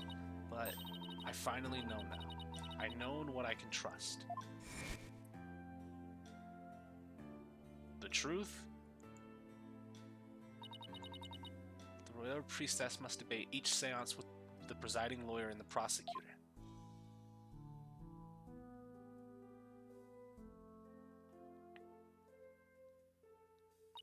So that it can be interpreted properly. That is how I believe trials here in Karain should function. Therefore, the Hall of Justice needs me. It is my power that leads trials towards the truth. That is my sacred duty, and I will never shirk from it again. Now right there, your benevolence, is the product of what you've learned in your struggles so far. The truth that you realize with your own strength. As my sacred duty, I must ensure that it is fulfilled. I must have the courage and resolve to see it through. Your Eminence, the Royal Priestess says she will conduct the divination seance. I see no grounds for you to forbid it, unless, of course, you are worried that it might reveal something you find inconvenient. Yeah. Talk to him. Mother, I am done letting you have your way. Rafa, you would actually rebel against me, your mother and queen. Though I am scared to see my father's death, I must face my fear. That is what Hornhead has taught me here today. Rafa. Oh shit. I am the royal priestess Rafa Padma Kurain. And I am prepared to face my father's death. Hell yeah. Your Eminence, it seems the princess is more grown up than you thought. Rafa. Well then, let us proceed with the divination seance. The victim's final moments. This should be interesting. I wonder what Inga's memories are going to show us. It's going to be fucked. It's not going to be as simple as we want it to be. O Holy Mother, we hold this divination seance in your name. Oh shit. Let the eyes of everyone here be clear, and our ears be unstopped. Attempt number 2 of the dance? Of devotion, guide the victim's soul to me. Holy so shit. that we may receive their final memories in the pool of souls. Oh fuck. And now because it's her dance, we get to see it again because she's now got the resolve and the conviction to actually do the dance. That was pretty cool, right guys?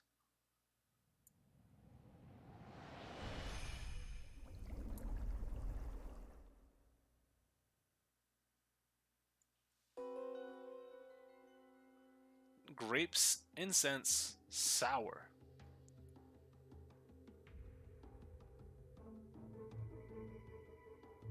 Okay, well, he's in the tomb.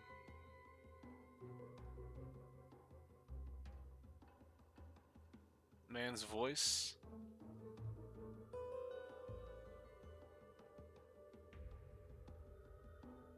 Pain. Well, he could feel pain. This now removes the possibility that he ran here while he was faceless though.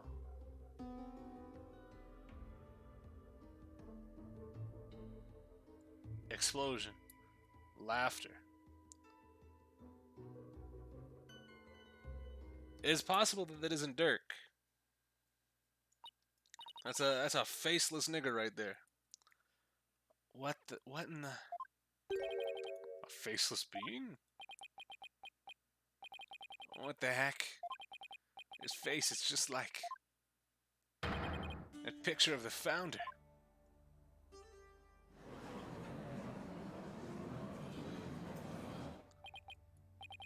I think that's the last thing anyone expected to see.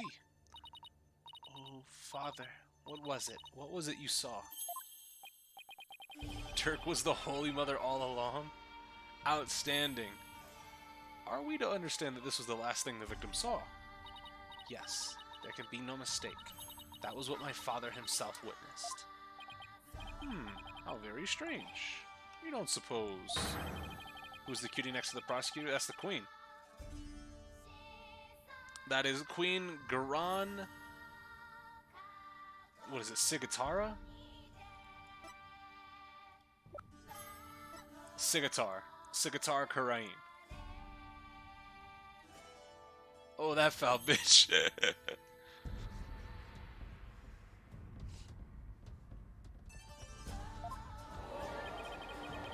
Wrath of the Holy Mother? Oh, Holy Mother, we are ever grateful for your blessings. Talk about a sharp left turn into the Twilight Zone. You know, there's one thing in there that caught my attention.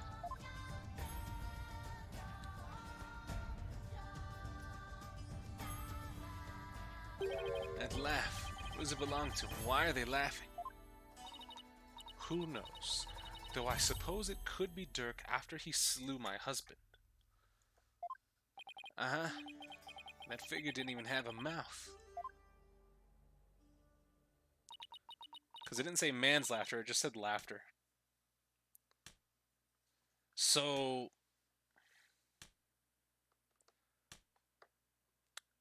there's a little bit weird in there, right? Do we have like a log of it? Oh, well, I mean, technically no, but we are going to be seeing it again. But the weird thing is that he heard a voice behind him and didn't turn around.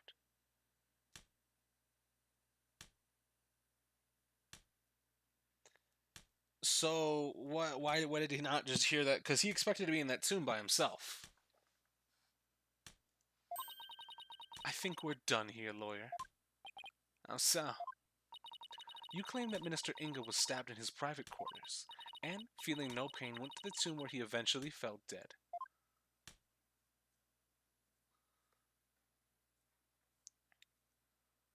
But this seance vision proves he was stabbed in the tomb and felt great pain, no less. Ah, that.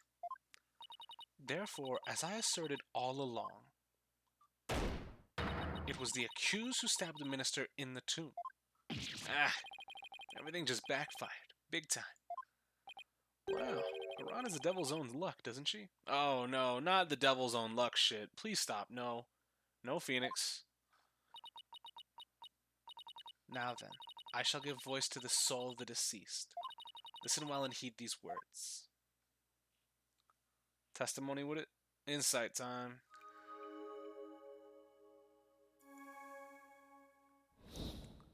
Rafa's insight. At around 3 p.m., my father was waiting in the tomb to make the hostage exchange. He was drinking grape juice while gazing upon the picture of the Holy Mother. He had been waiting vigilantly, and suddenly he heard Dirk's voice. The next moment, he was stabbed in the back and collapsed. My father tried to shoot his attacker, but he missed and the attacker let out a laugh. No, it's actually grape juice. Like, legitimately grape. It's not wine, it's just grape juice.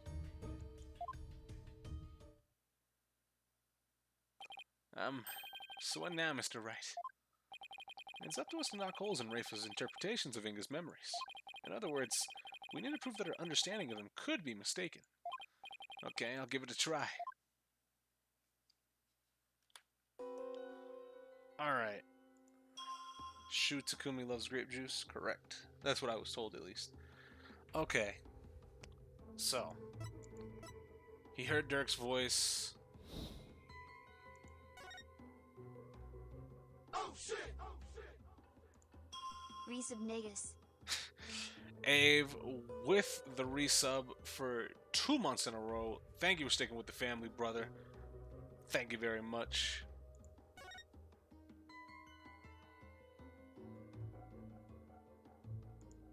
Man's voice. Yeah, hold on there. He heard Dirk but didn't turn around. Objection! If he got stabbed in the back, how do we see Dirk in the front? Assumably, it's Dirk walked around to his front, right? Your benevolence. There seems to be an inconsistency in your interpretations. An inconsistency where? Minister Inga is far too relaxed for what is supposedly about to take place.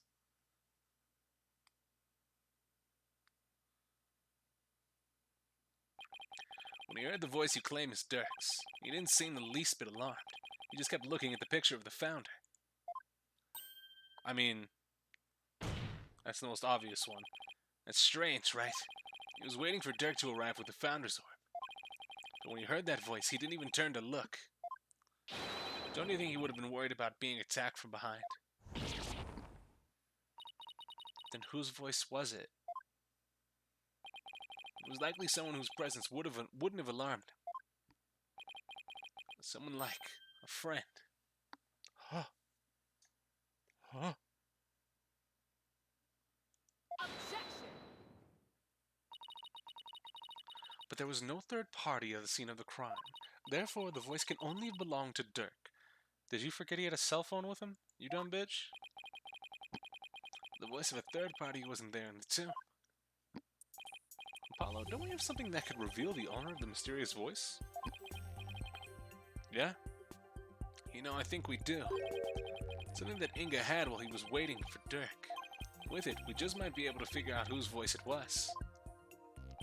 I believe we can identify the male voice Minister Inga heard with this. The photo of the crime scene? Take that! That's my father's. I know this must be hard for you, but could you please look at this photo? There's something here that can point us toward the identity of the voice. Why can't it be his own voice? Well, it could have been his own voice as well, but the one thing that makes the most sense is that it was the cell phone that he had with him. Take that! A cell phone? Right. I believe that the voice the minister heard was of a call on his cell phone. I see. Well, that certainly makes sense.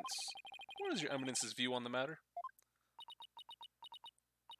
I can see the possibility. Then it seems I must refine my vision.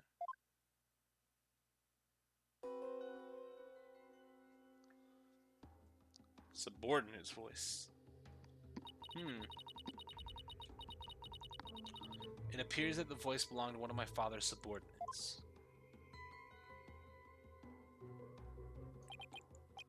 Why do you suppose he was talking to one of them then? My father had members of the secret police position throughout the palace. They were supposed to contact him as soon as they saw Dirk and the rest of you. Okay, now we're getting somewhere. Your benevolence, I believe you have insight to revise. I know, Barbed Head. Don't presume to tell me how to do my duty. Insight revised. Pog.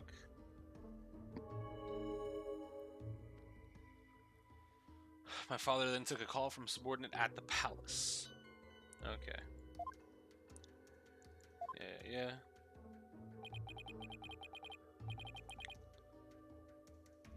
So the voice was coming from the phone. That's good to know. But there might have been other sounds coming from the phone. Sounds that could be clues. Let's take another look at Rafa's insights and really focus on the various sensations.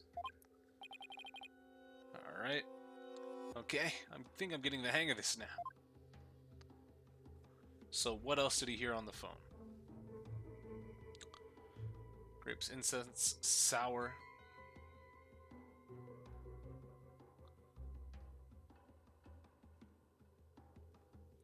He goes up to take his phone call. Is it the third flame to start? Oh no, it starts on the end of the second flame. Subordinate's voice. Incense. Lions roar, dogs bark. Pain. Okay, so lions roar, dogs bark. The subordinate wasn't in the palace then. Let's go to the beginning of this. Footsteps. Because the lion's roar is the war bod, right? So go ahead and select that one. Thank you, bird. I hate to break it to you, Your Benevolence, but you misinterpreted something again. What do you mean, again? Smooth move, Apollo. I think you just hurt her feelings. She may put on a brave face, but she feels more than she lets on. Let me rephrase that, Your Benevolence. Your interpretation of your father's phone call to a subordinate at the palace is inconsistent with his final memory. What do you mean by that?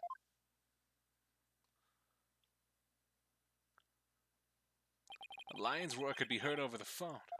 Don't you find that strange? You claim the call was with someone at the palace. Well, it was with somebody at the fucking bazaar. But let me ask you, do you keep lions there? No, the only animals at the palace are little birdies and my pet frog. She has a pet frog? That's pretty cool. Why haven't I seen that guy? Wait, the giant one in front of the minister's house is her pet. Besides, there aren't any lions in Karain. We don't even have any zoos. A rather sad state of affairs, I'm afraid. Well, I remember hearing a sound like that. The lion's roar coming from the phone is actually from something hanging out in the bazaar. Isn't that the cry of the war bottle over in the bazaar? Ah. Your Benevolence, do you think you can clarify the voice for me? Very well. I will now attempt to further refine my vision. Here we go again. Warbod's cry. What's this?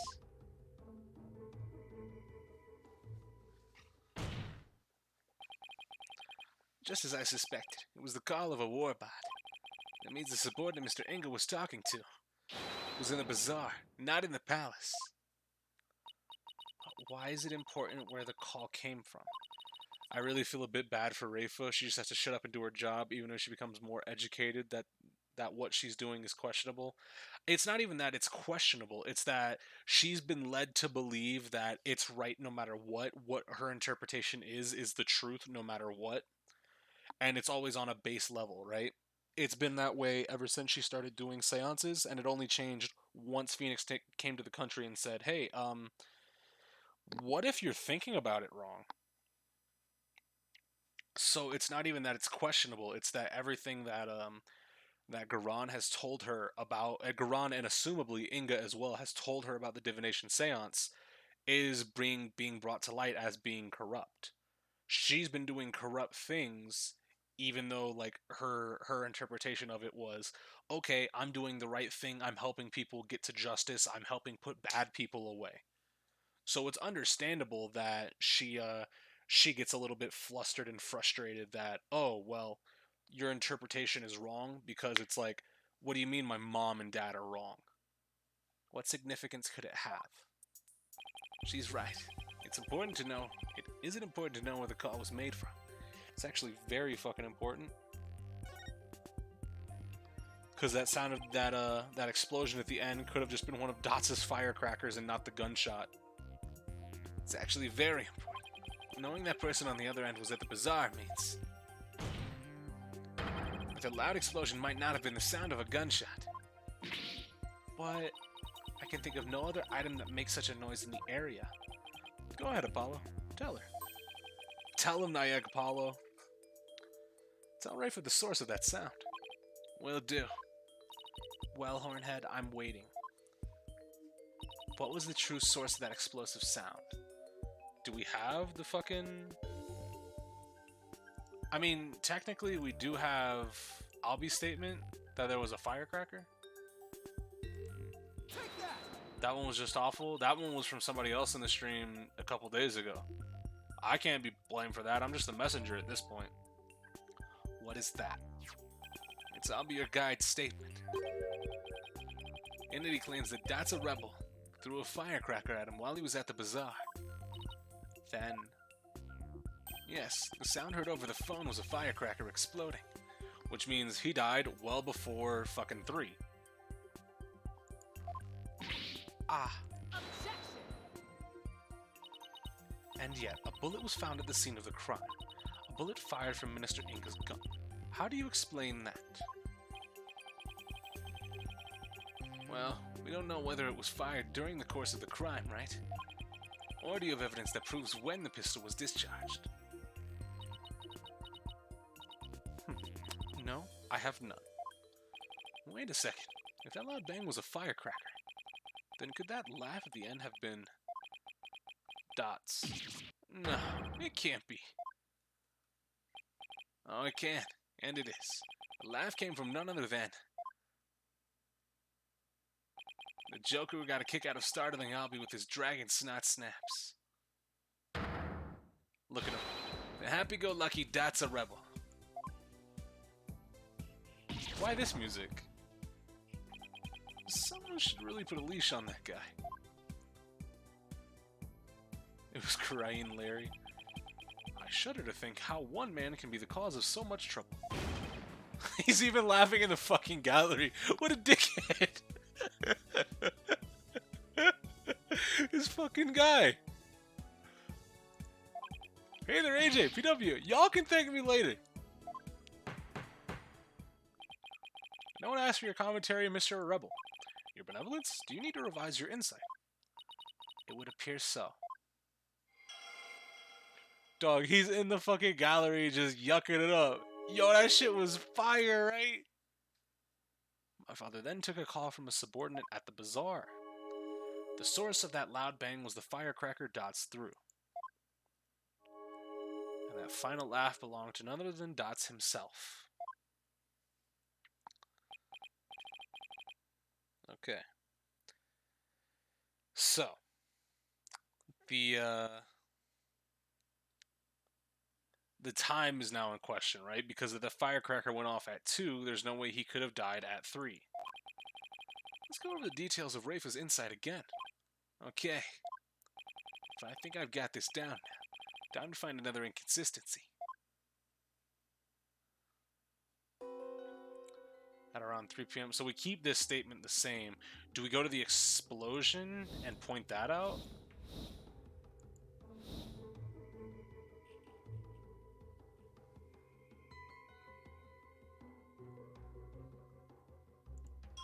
Has to be that, right?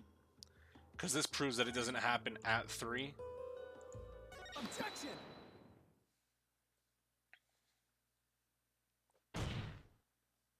Your benevolence is a glaring problem with this insight. There is. You stated that the murder happened at around 3 p.m., which is right around the time my client arrived on the scene. However, now that we know what the source of the loud bang is, your insight conflicts with a certain piece of evidence. I suppose I have to ask the obvious here. What evidence conflicts with the claim that the murder occurred at 3 p.m.? The statement that I just presented less than fucking 3 seconds ago. Take that! Are you fucking serious? How did that work again? I'll be your guide statement. Again. Yes, because to summarize what he said, at around 2 p.m., Shadu was surprised by a large firecracker, or surprised by a firecracker and ran into the palace courtyard.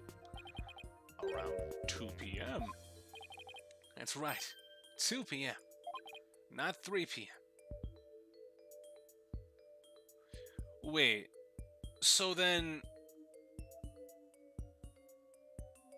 Wait. So if he was stabbed dead in the fucking dead in the tomb at around 2,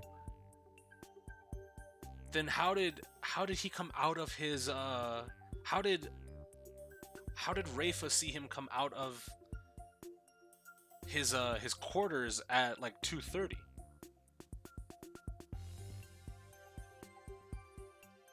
Was it because I assume there's no way she would mistake somebody just wearing his clothes, right? Unless there's actually 2 Ingas. Not 3 p.m. Are you suggesting someone channeled him? I mean, yeah, but the only person that could have channeled him that was in the quarters could have been Nana. That's the only one. He is the only one. Or she's the only one, right? Because there would have been no other...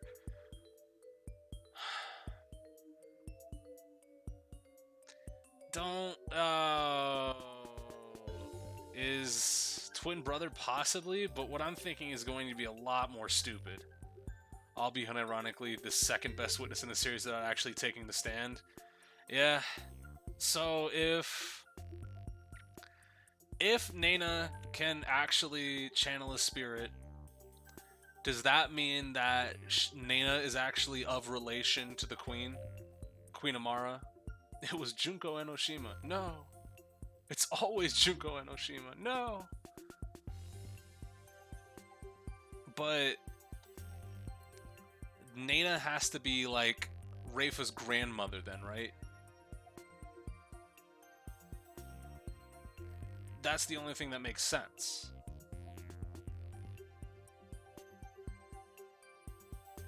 Because we've been told that only the royal family of Kurain, specifically the women, can do spirit channeling.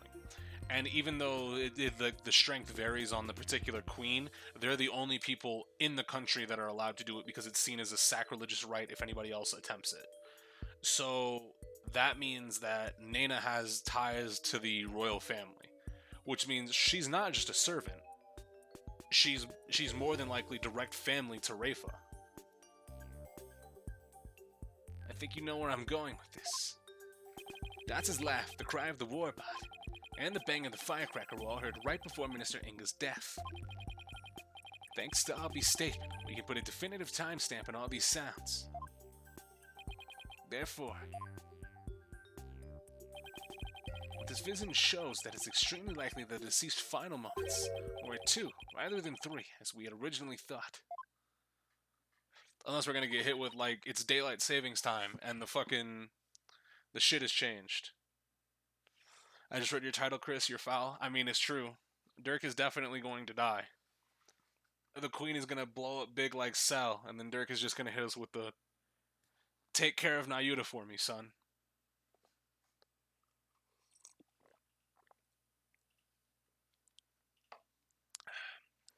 Dare I ask? Means the murder took place a full hour before Dirk entered the tomb.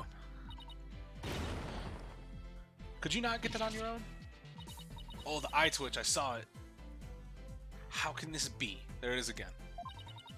Are you saying that I, the very personification of the law, have been mistaken? Oh, her nails. Now you see why justice will always prevail. Feel like pure shit just went overtaken back. Peace, peace, I say. Now then, defense. I must remind you that the figure of the accused was clearly shown in the vision. How do you explain that? I wouldn't say it was clearly shown. After all, the figure didn't actually have a face. You're absolutely right. Without a face, we can't be certain of who it was. I feel like PW sounds way better as an abbreviated than AJ. I mean, AJ just sounds like that's just like his nickname. PW sounds like he's actually just calling him by his initials. Just enjoy it, overtaking will live on in your heart. Fuck my heart, it's about to live on right now. Fuck you thought this was? You thought I didn't have this power?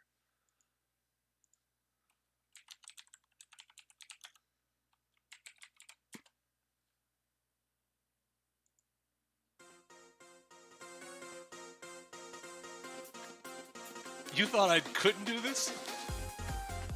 Furthermore, need I remind you that the vision is from 2 p.m. Dirk was still with me and Mr. Wright, which means this faceless figure couldn't possibly be him. So then, what are we to make of this 1 hour difference? Wait, 2 o'clock? That's when... Let's turn it down just a little bit. It's a little loud. My mother was performing the rite of channeling.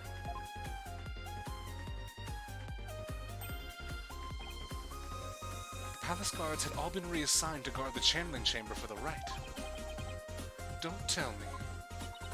The royal residence. It would have been virtually unguarded.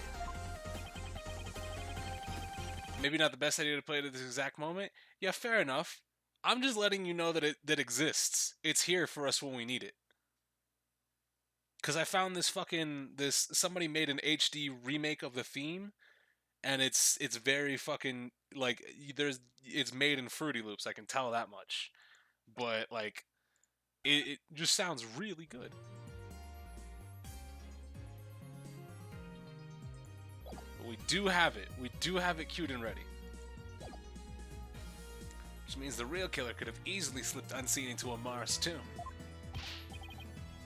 Defense, are you saying that this is someone disguised as the accused?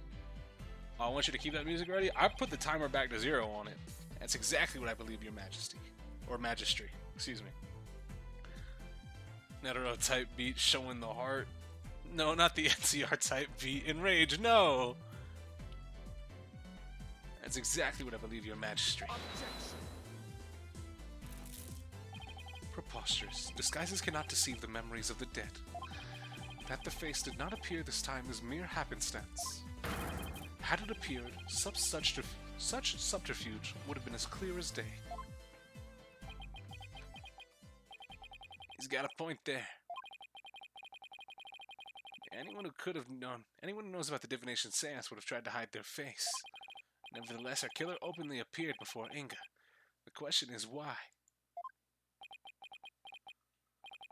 Apollo. Maybe the killer could afford to be so bold, because they knew their face wouldn't show up in the seance vision. What? It's possible the killer dared to dress in Dirk's clothes, and stand square in front of Inga, precisely because they knew they could get away with it. But how could anyone be so sure of something like that? A long time ago, I heard of a cognitive disorder that impairs a person's ability to distinguish between different faces. No. What is that shit called? You like actually can't remember. I read the name of it once. Somebody please let me look it up actually. Fucking not recognizing face disease.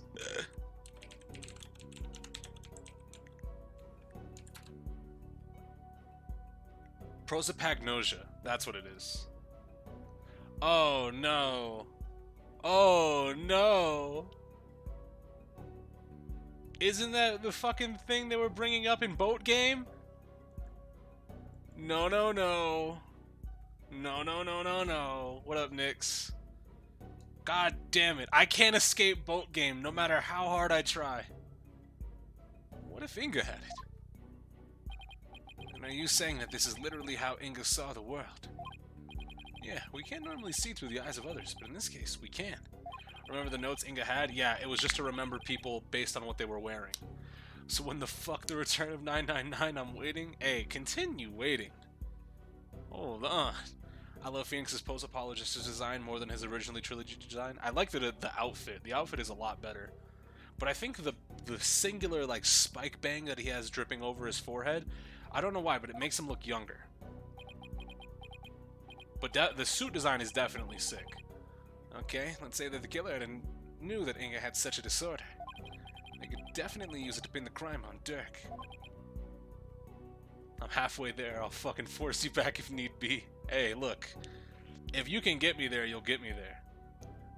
But if you're wondering about how to prove that Inga had it, you already have what you need. Really. Well, defense, do you have anything to show to this court? Yes, I believe so. Frankly, I have no idea what Mr. Wright means, but I'll look the evidence over again. Here's a notepad. What explains why the face of Minister Inga's killer is absent from the seance vision? Here's a notepad. Take that! A notepad? Yes, it was found in Minister Inga's room, and it holds the answer we're looking for.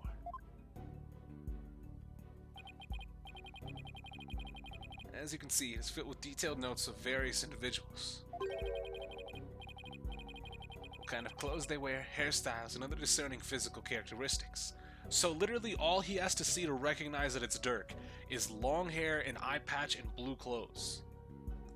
That's fucked. And this is connected to the faceless nature of the killer. How? The vision we saw was exactly what Minister Inga saw with his own eyes. It is he who saw the killer as a person without a face. In fact, this is how he normally saw everyone around him. What's this? I believe Minister Inga had a disorder that prevented him from recognizing faces. It would explain the faceless being. And why he needed a notepad full of people's physical characteristics.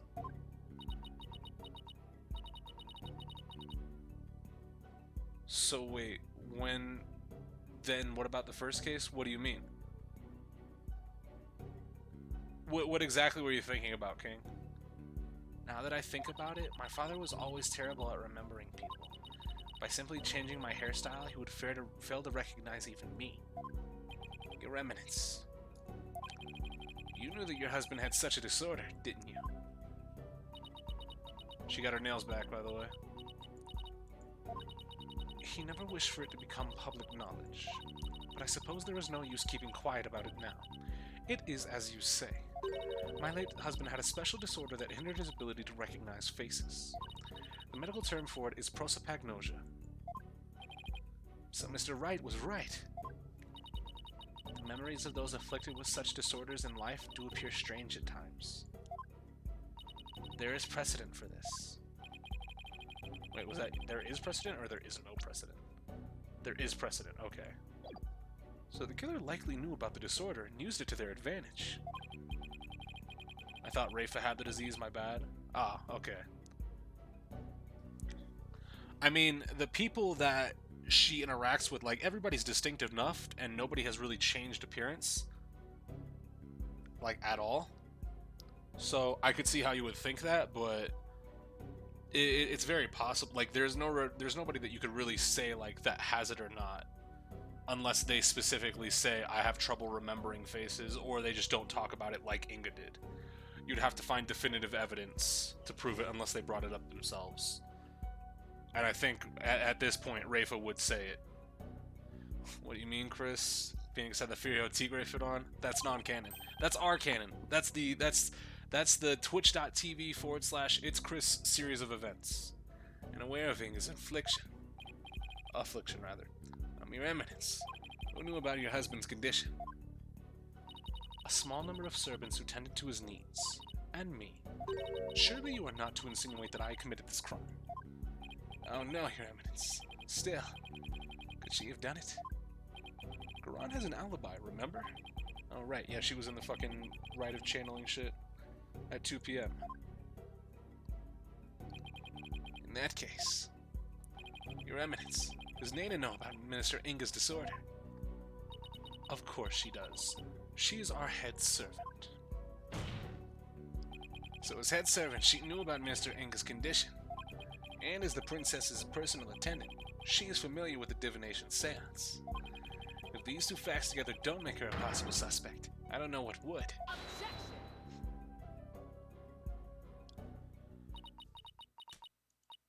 You witless lawyer. How quick you are to forget the facts. Facts like, when Inga was last seen alive, you claim he was slain at 2, yet that is impossible, for Rafa saw him at 2:30. We did completely forget about that. No, there must be some mistake. So you see, the murder could have only happened at 3 p.m. The hour Dirk entered the tomb. There is no other answer to this puzzle. Why don't we ever get to make up answers like Garan makes up laws? Also, if Rafa had the disease, she wouldn't have recognized her mother after she changed back into her lawyer garb, right? Like, there's definitely some, like, it's not a baseless theory you had there, King. Like, definitely there's some, like, there's some stuff behind it, but she wouldn't have recognized her mom the second she came into the court. Guess it's back to square one. Where did we go wrong? I don't think we're the problem. We just seem to be short one piece of the puzzle.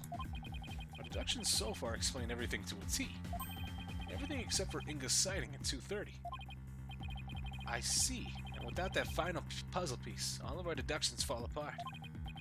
Apollo, if Inga's sighting is the only anomaly, we'll just have to find a way to make it fit into the bigger picture. Also, in Case 3, she wouldn't have recognized Trust in Me as he got channeled back into Maya's body, right? Because none of his defining features were there. She would have been completely schmixed. Unless she's really good at playing along. Time to think outside the box then, right? Let's see. It would be impossible to see Inga walking around after he'd been killed. What if there was a way to make people think he was alive, even though he was dead? Like, a way to make people witnessing the living dead. Sounds like some kind of TV show. Things like that don't happen in real life. Come on, Apollo. You know exactly the way. Apollo? Did you just... I did. I figured it out. I know how to make people witness the living dead. Your Majesty, our deductions weren't wrong after all. Despite Minister Inga being murdered at 2 p.m., he was seen heading into the tomb at 2:30, and I'll tell you how. I certainly hope you will, because I have no idea what you're talking about. The Minister Inga her benevolence saw was, in fact, someone channeling. It was the deceased being channeled. It's the only way a man who was already dead could have been seen by her benevolence. channeled, you say? That's right. And there are only two people capable of spirit channeling here in Karain. Our Eminence Queen Garan and Maya Fey. It's possible that one of them was channeling the minister. It would seem that you are ever bent on making me party to this crime. Prosecutor, what was I doing at 2:30, the time at which my husband was seen? Eminence, I believe you had completed the channeling, right? And were having tea with the king of the neighboring realm. There would have been many attendants there, too.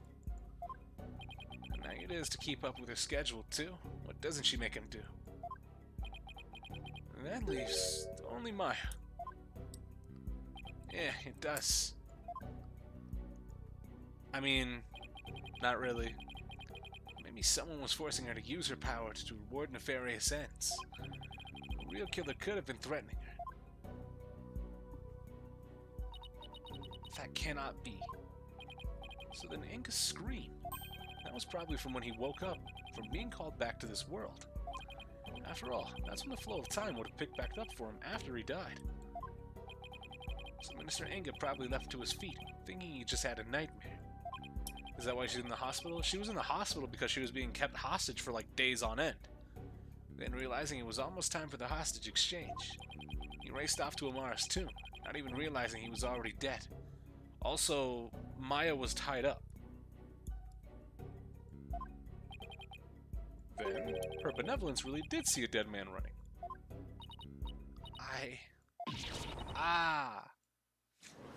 That's me yelling. Using the sacred power of spirit channeling to commit a crime? How can this be? The defense calls Miss Maya Fey to the stand. Well, Your Eminence, would you allow a new witness? It matters not. Either way, this lawyer shall soon know the truth. He will know just how much of an imbecile he is in the face of my infallible arguments. Insult me all you want, witch, but you'll be eating those words when I expose the truth. Say it out loud. Say it out loud, Apollo, come on. Very well, let us adjourn until the next witness is ready.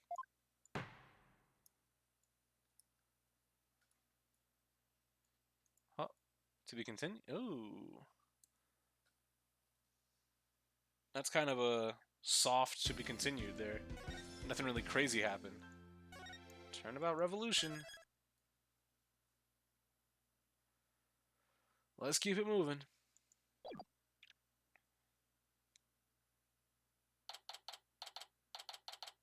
Let's not say it out loud and get beheaded before we win. What's she gonna do? Kill me? Quote by man decapitated in court. Talk about some really close shaves. Well, you can't get a closer shave than a Hetman's brand blades, that's for sure. The trial's not even over yet. I'm already exhausted. Still, you were able to fight back the queen herself in there. Well, maybe with Miss Fey's help, I won't have to keep playing her game much longer. Speaking of which, is that like a fucking meta reference? With Maya's help, we're not going to be playing the game much longer? Great. I guess it's a little late to be asking, but do you think she's well enough to testify, Mr. Wright? She slept all day yesterday out of exhaustion, apparently. But that's all it was, so she should be okay. Barbed head, horn head. Oh, hello, Your Benevolence. Princess Rafa, you were really impressive in there. I am the royal priestess. Yeah, okay. Rafa Padma Kurain. Move, nigga. And I am prepared to face my father's death.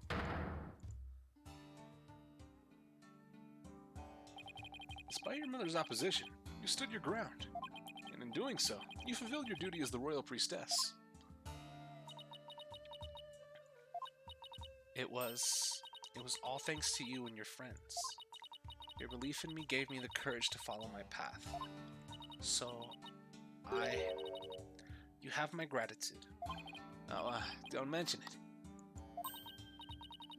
I think the worst name in this game has to be Peace, Love, and Understanding, no contest, free, easy. I know. I shall thank you with a gift. What would you like? A cow? A horse? Or perhaps I shall reward your efforts with a royal shoulder massage. Oh, that's okay, your benevolence. Your gratitude is more than enough. Thanks. But I thought you Americans liked massaging. Back up. The best name in the series is Red, White of Blue Corp. My technique was highly praised by my father, I'll have you know. Apollo does not like him young. That was just a big misunderstanding. Hey you, lawyers, where's the accused? Huh? Dirk? Shouldn't you niggas be watching him? That's a good question. Dots! I blew it big time, AJ. Dots. Shut up, you. What's going on? The scoundrel tried to escape with the accused. What? We were able to nab him, but the accused is nowhere to be found. Where are you hiding him, you miscreant? I keep telling you, I had no idea where he went. I mean, yeah, we booked it together, but I lost track of him after that. So Dirk's on the lam now. Probably, but who knows? He vanished in the blink of an eye. Vanished? You want to know something, AJ? Dirk said to me, I can't put Amara in danger. I have to set her free before it's too late. What? Don't tell me he's gone to rescue her. But that's what I am telling you. That's why I helped him escape in the first place. Dots, do you realize what you've done? Well, what's done is done. Still, why do you choose to go rescue her now? Maybe he didn't want to die with any regrets or something. You know, just in case he ended up on the chopping block. Why, Dick? No, he realized he was running out of fucking time. I thought you believed in me. Ah, don't be like that, AJ. He'll be back as soon as he frees Amara. You'll see. It's not the point, Dots. Listen, lawyer, you let us know immediately if the accused contacts you. The trial will now resume. See that you are ready. Wait, the trial's still on, even without the defendant? Those were Her Eminence's orders, so you will return to the courtroom at once. Let's go, Apollo. All we can do is see where the next testimony leads. How old is Dots? Dots is pretty young. He's like 30-something. Young in reference to, like, people like the judge, right? 46. Damn, I did not think he was that old. Jesus Christ. Dots is 46. Okay. How fucking old? Wait, Dots is older than Dirk? What the fuck?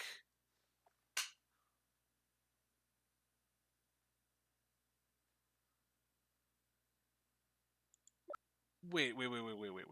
Dots is the same age as Inga, who are both 1 year older than fucking Dirk, who the queen is 2 years younger than, and we still don't know Naina's age. It's crazy. May 19th, High Court of Kurain.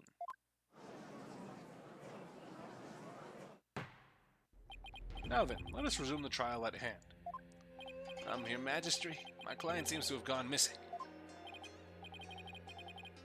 What do you think, Your Eminence? Shall we proceed with without the accused? Why not? My royal guard is searching for him as we speak. They shall find him soon enough, for they would not dare keep me waiting. Yes, but what about the law governing court proceedings? She's just going to rewrite it. Then I shall simply revise it.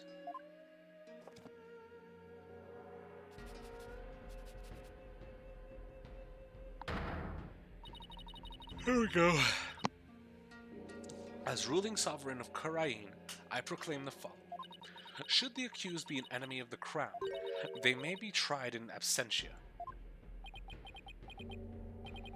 Well, in that case, I guess there's no problem with proceeding.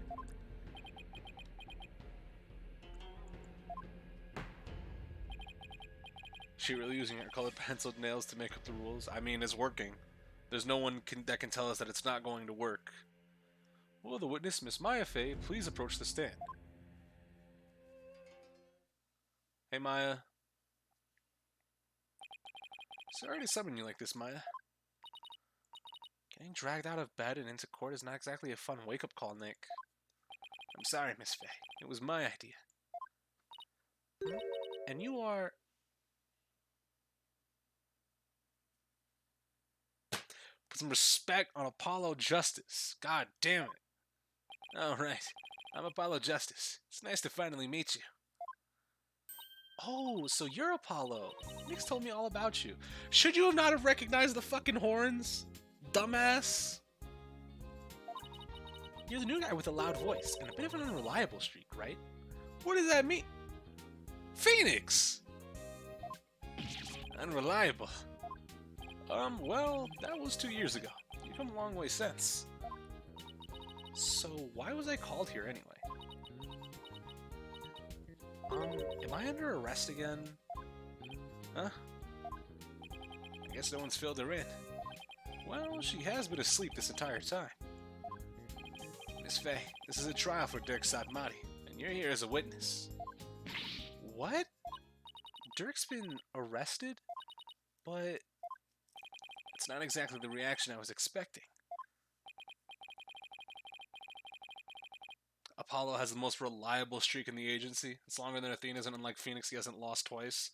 Yeah, call me unreliable, like I didn't just whoop your ass in court shortly a little bit ago. Phoenix, you might want to revise that next time you talk to Maya.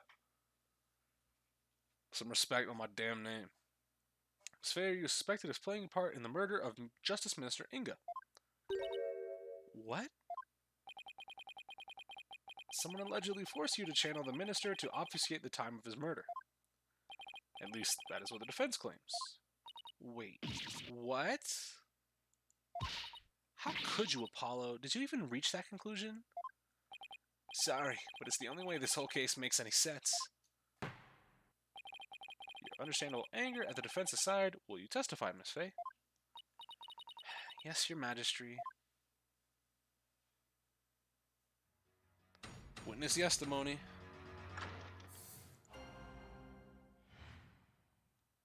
Channeling the minister. I don't have any idea what's going on, but I know I didn't channel Minister Inga. I didn't even have the chance to do something like that. Besides, I never go quietly along with some criminal's plan. Though, I guess there are some things I'd go quietly along with. What? Bitch. This is press everything, I feel.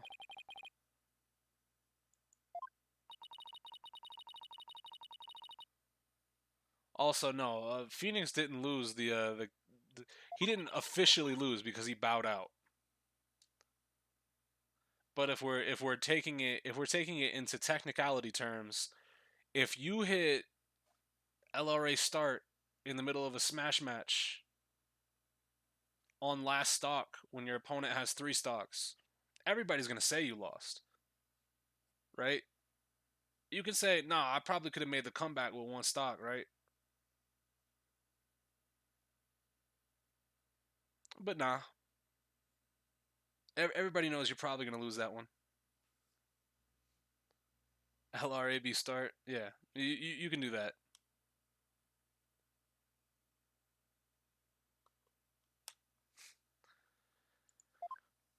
Yes, of course.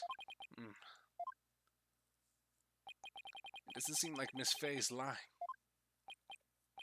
Apollo, Maya was being awfully secretive about something just now. And I guess I better dig a bit and try to get her to open up to me first.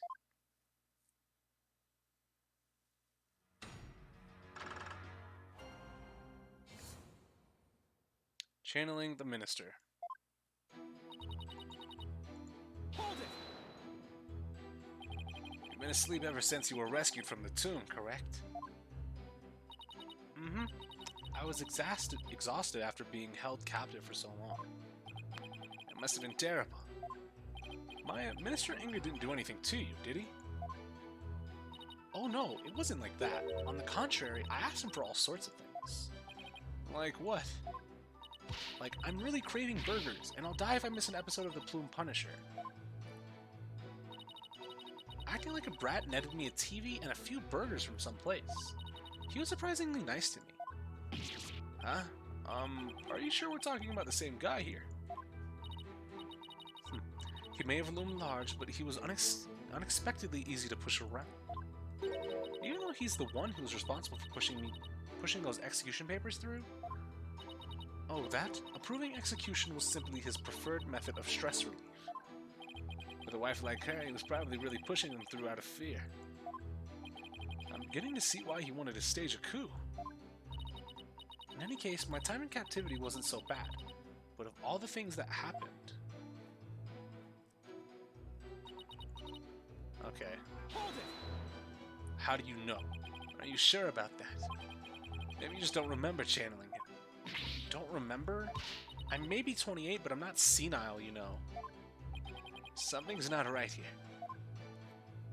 Miss Faye, you were confined to Amara's tomb the whole time. Is that correct? Yeah, but I wasn't conscious the whole time. Okay, let me ask you something. Did you ever see Nana in the tomb, dressed as Dirk? Huh? Is this some kind of joke? I think I'd remember if I saw something as crazy as that.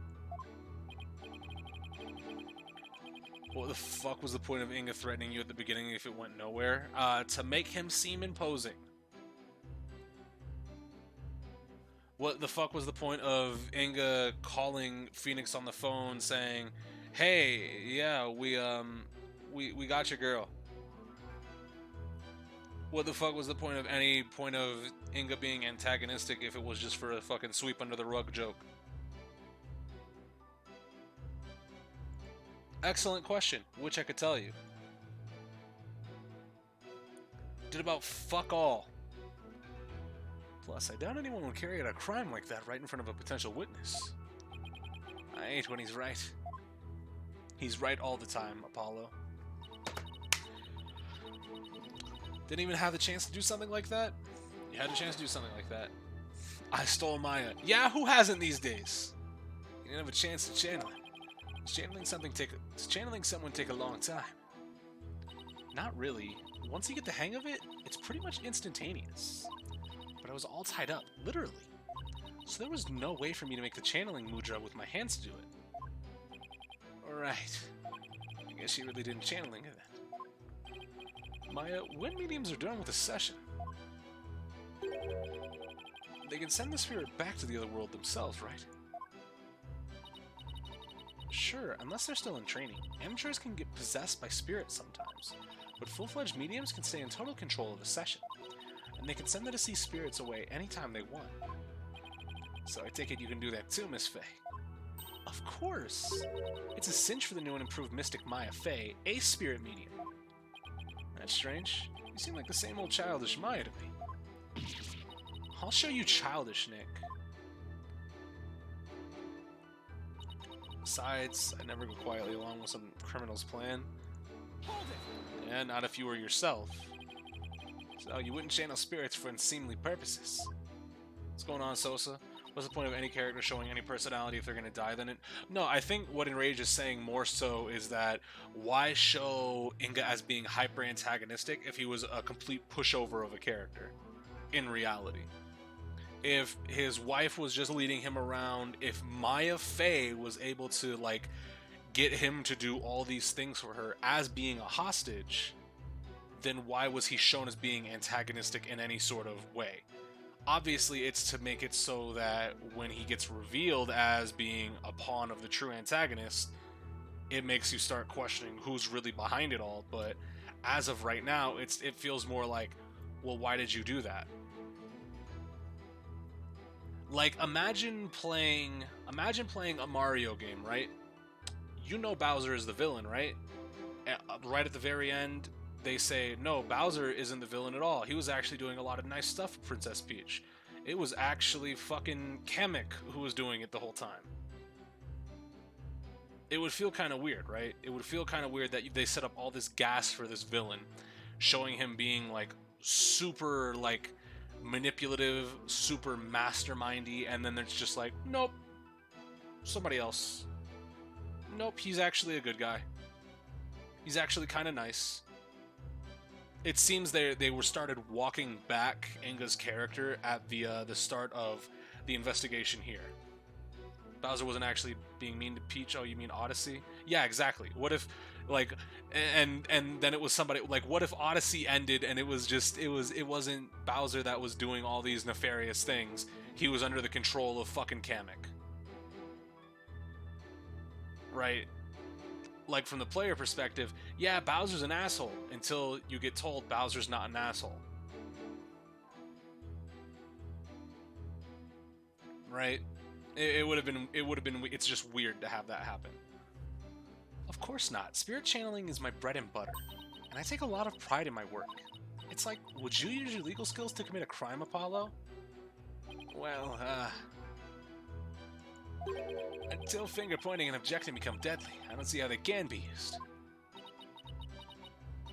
Wow, you're a regular Mr. Smarty Pants, just like Nick. Always at the ready with some sarcastic comeback. I think I'll save my many objections for after the trial. Yes, please. Anyway, I'd never go along with something like murder. Uh-oh, Frames, what are you doing down there? Though I guess there are some things I go quietly along with. Hold it! Explain. It sounds to me like you're trying to hide something, Miss Faye. Didn't anyone teach you about respecting boundaries, Apollo? It's really rude to pry into a person's private affairs. Sorry, I didn't realize some. Wait, we're in a court of law. Yeah, I know. And what was all that about me being rude? I'm just doing my job. So please, just tell me, what exactly are you hiding? Sorry, but I promised Dirk I wouldn't say. Bitch! You made a promise to Dirk. Mm-hmm. A pretty big one. I think this is about all you're going to get out of her. Yeah. Enough. The witness is denying that she channeled any spirits. Further questioning is pointless. It appears your little fiction has been soundly exposed for what it is. You should listen to her, Apollo. I don't even know why you suspected me in the first place. I mean, you don't have any evidence of me channeling Minister Inga, do you? Oh, evidence, huh? There's no point in even thinking about it, really. I don't use anything special for channeling spirits, so there wouldn't be anything left behind. That's true. Just like when she channeled the High Priest, all Maya needs is her own body. If the defense has no evidence to offer, I will have to end this cross-examination. What now? Even if she doesn't use any special items to do the channeling itself. You'd think there would be something to complete the deception. Is there any proof that Justice Minister Inga was channeled? I mean, yes. Nayuda didn't leave the courtroom, did he? Garan just literally took over. Nayuda is just sitting there, menacingly. Literally like a good little lapdog, waiting for Garan to ask him a question, and then he answers it. He's literally been forced into the bitch role. He's been bitched up. You bet there is. Really? Well now. You're bluffing, I take it. I'll be fine. If we're right, then there must be some sort of proof to back us up. Time to do some serious thinking, Apollo Justice. Okay, we know that when Rafa saw her father, he wasn't dressed like Miss Faye, right? Right, because if he was, Rafa would have immediately known he was being channeled. So that means... he was dressed in his usual suit when Rafa saw him. Aha! Good thinking, Apollo. This might be a perfect angle to attack from. Alright, let's have an answer from the defense. What proof do you have that Miss Maya Fey channeled Justice Minister Inga? Well, we don't have any proof that Maya channeled him, but of course we're not going to say that that it was Nana right off the bat, because why would we have any reason to suspect her as of right now? But I'm thinking like 5 steps into the future. Take that! Is that a gemstone? We found this among the ashes in one of the tomb's incense burners. Does this gemstone ring any bells, Your Eminence? What? What was that doing in the tomb? Ah, so you do recognize it. But then as his wife, how could you not recognize this gemstone button from your husband's jacket? I don't get where you're going with this. Channeling Minister Inga alone wouldn't be enough to fool someone like Princess Rafa, especially if you were wearing your clothes.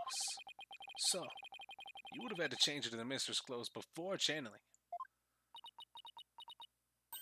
Ah. Miss Faye, you used the minister's clothes as cover while going from his room to the tomb, where you burned them once you no longer needed them. What? Uh-oh. She seems genuinely surprised by that, Apollo. Objection! Miss Faye. Yeah? Do you know my husband's name? It was, Inga Karkul Karain, right? That is correct, in part, but there's more. Much more. Inga Karkul Hakad Disnam. Okay, wait. There has to be a pun in there. Pompous. Disname.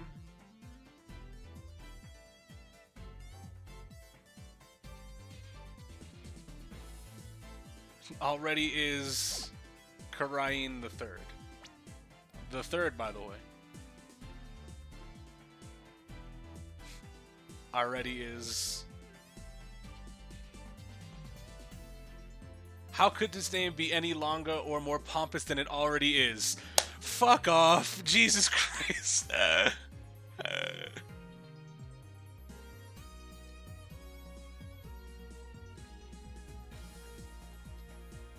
Cause I had trouble with the fucking how could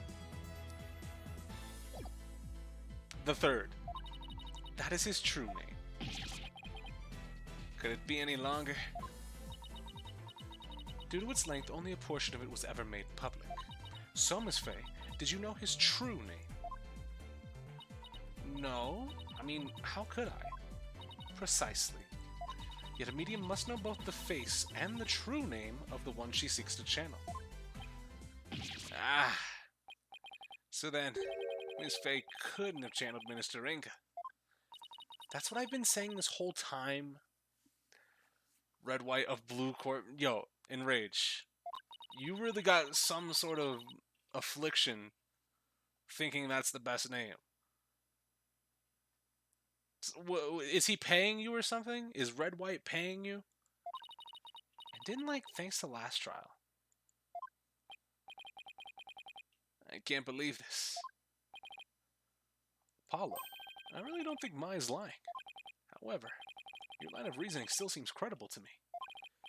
I agree, but there's something tripping us up in the details. Maybe we're working off some wrong assumption again. Apollo? I was thinking. Yeah. Since I didn't channel Minister Inga, is it possible that someone else did? Someone else. But who else could it have been? I haven't thought that far yet. But such chatter is without merit. Let us move on, shall we? No. I don't care what Garan says. I'm going to figure this out. If it wasn't Miss Faye, and the Queen is an alibi, then... When Maya channels, where does she go? Yeah, SNR's got you. So, she just falls asleep. She just goes to bed. Apollo, forget about who's capable of channeling spirits for a second. I should consider the circumstances around this channeling, right? Right. We know that Rafa saw her father come running out of his private quarters. If he was being channeled at the time, who could it have been? It had to have been someone who was in Inga's private quarters. Wow, how long ago did I say that? How long ago has it been? Finally! Well, I'm waiting, Defense. And you know how much I despise waiting. Yes, but there is someone else besides Miss Faye who could have channeled Minister Inga. There's just one more person. They were in Inga's private quarters. That person is our only hope now. So the defense believes there was another. Let's have your very serious answer then. pleasure. Horned Devil. Who could have channeled Minister Inga? Take that! Nana. Your Eminence said it yourself. That's right, Nana did go into the tomb that day, and instead she entered my husband's private quarters. Yep. Because you saw the footsteps that were leading out, that could have only been... Well, it could have only been fucking Inga's footprints, right? Nana's shoe prints in, Inga's out. And then there's her benevolence statement. She said that Nana disappeared right after she entered Minister Inga's private quarters. In the room which Minister Inga himself came running out not long afterwards. You are not seriously suggesting? It's the only thing that makes sense. Nana channeled Minister Inga and left his private quarters thereafter. That's why no one has seen her since. And why only the minister's shoe prints were found outside his residence.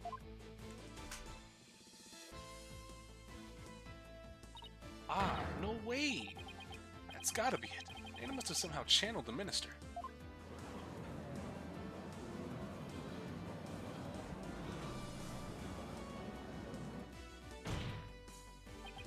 All of the circumstantial evidence has fallen into place. You can't ignore it anymore.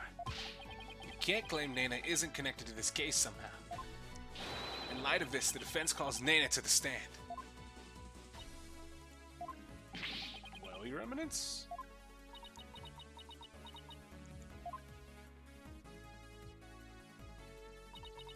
Very well, then. Let us call Nana to testify. Yes, now we can finally crack this case wide open. Let us adjourn while the witness is summoned. There is no need. Nana is in the waiting lobby. What? Nana's here? I thought she'd gone missing. It seems she was feeling unwell and simply wished to rest undisturbed. But her concern for Rafa brought her here today.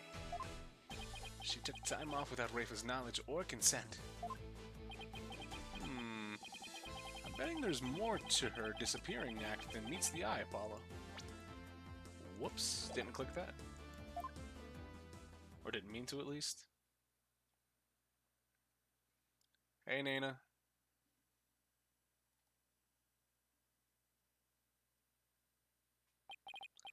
Miss Nana, do you understand why you've been summoned here today?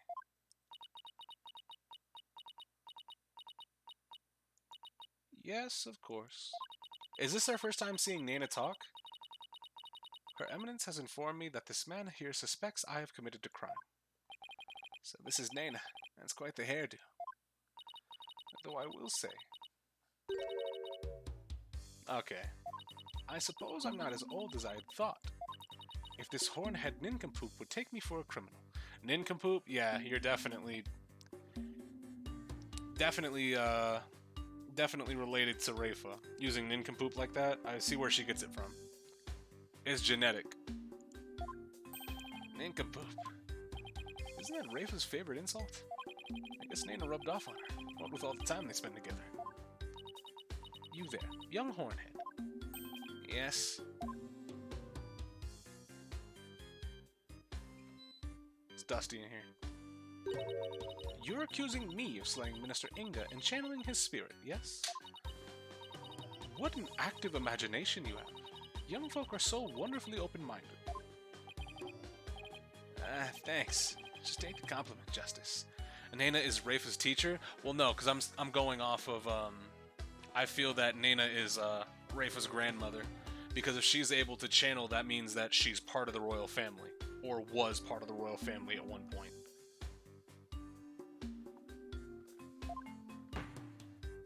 So it seems like she's, like, her actual grandmother or something. Especially considering her hair is white as well. That's fair, but nincompoop still isn't necessarily genetic. I know, that was just shitposting. Don't worry about that. Now then, will the witness please proceed with her testimony?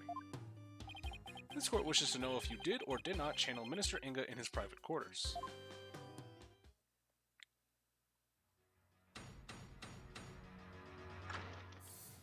Bro, why am I still just continually dropping frames? I'm no spirit medium, Sonny. You know what I'm gonna do?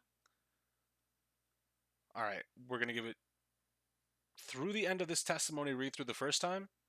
If I drop some frames then, I'm gonna end stream, try resetting my connection. We'll be right back if that happens. Alright? I hope it doesn't, but we'll see, okay? I'm no spirit medium, Sonny. I was feeling under the weather yesterday and decided to rest these weary bones. Besides which, a lowly servant such as I could not possibly be an honorable spirit medium. Only members of the royal family can learn the art of spirit channeling here in Karain.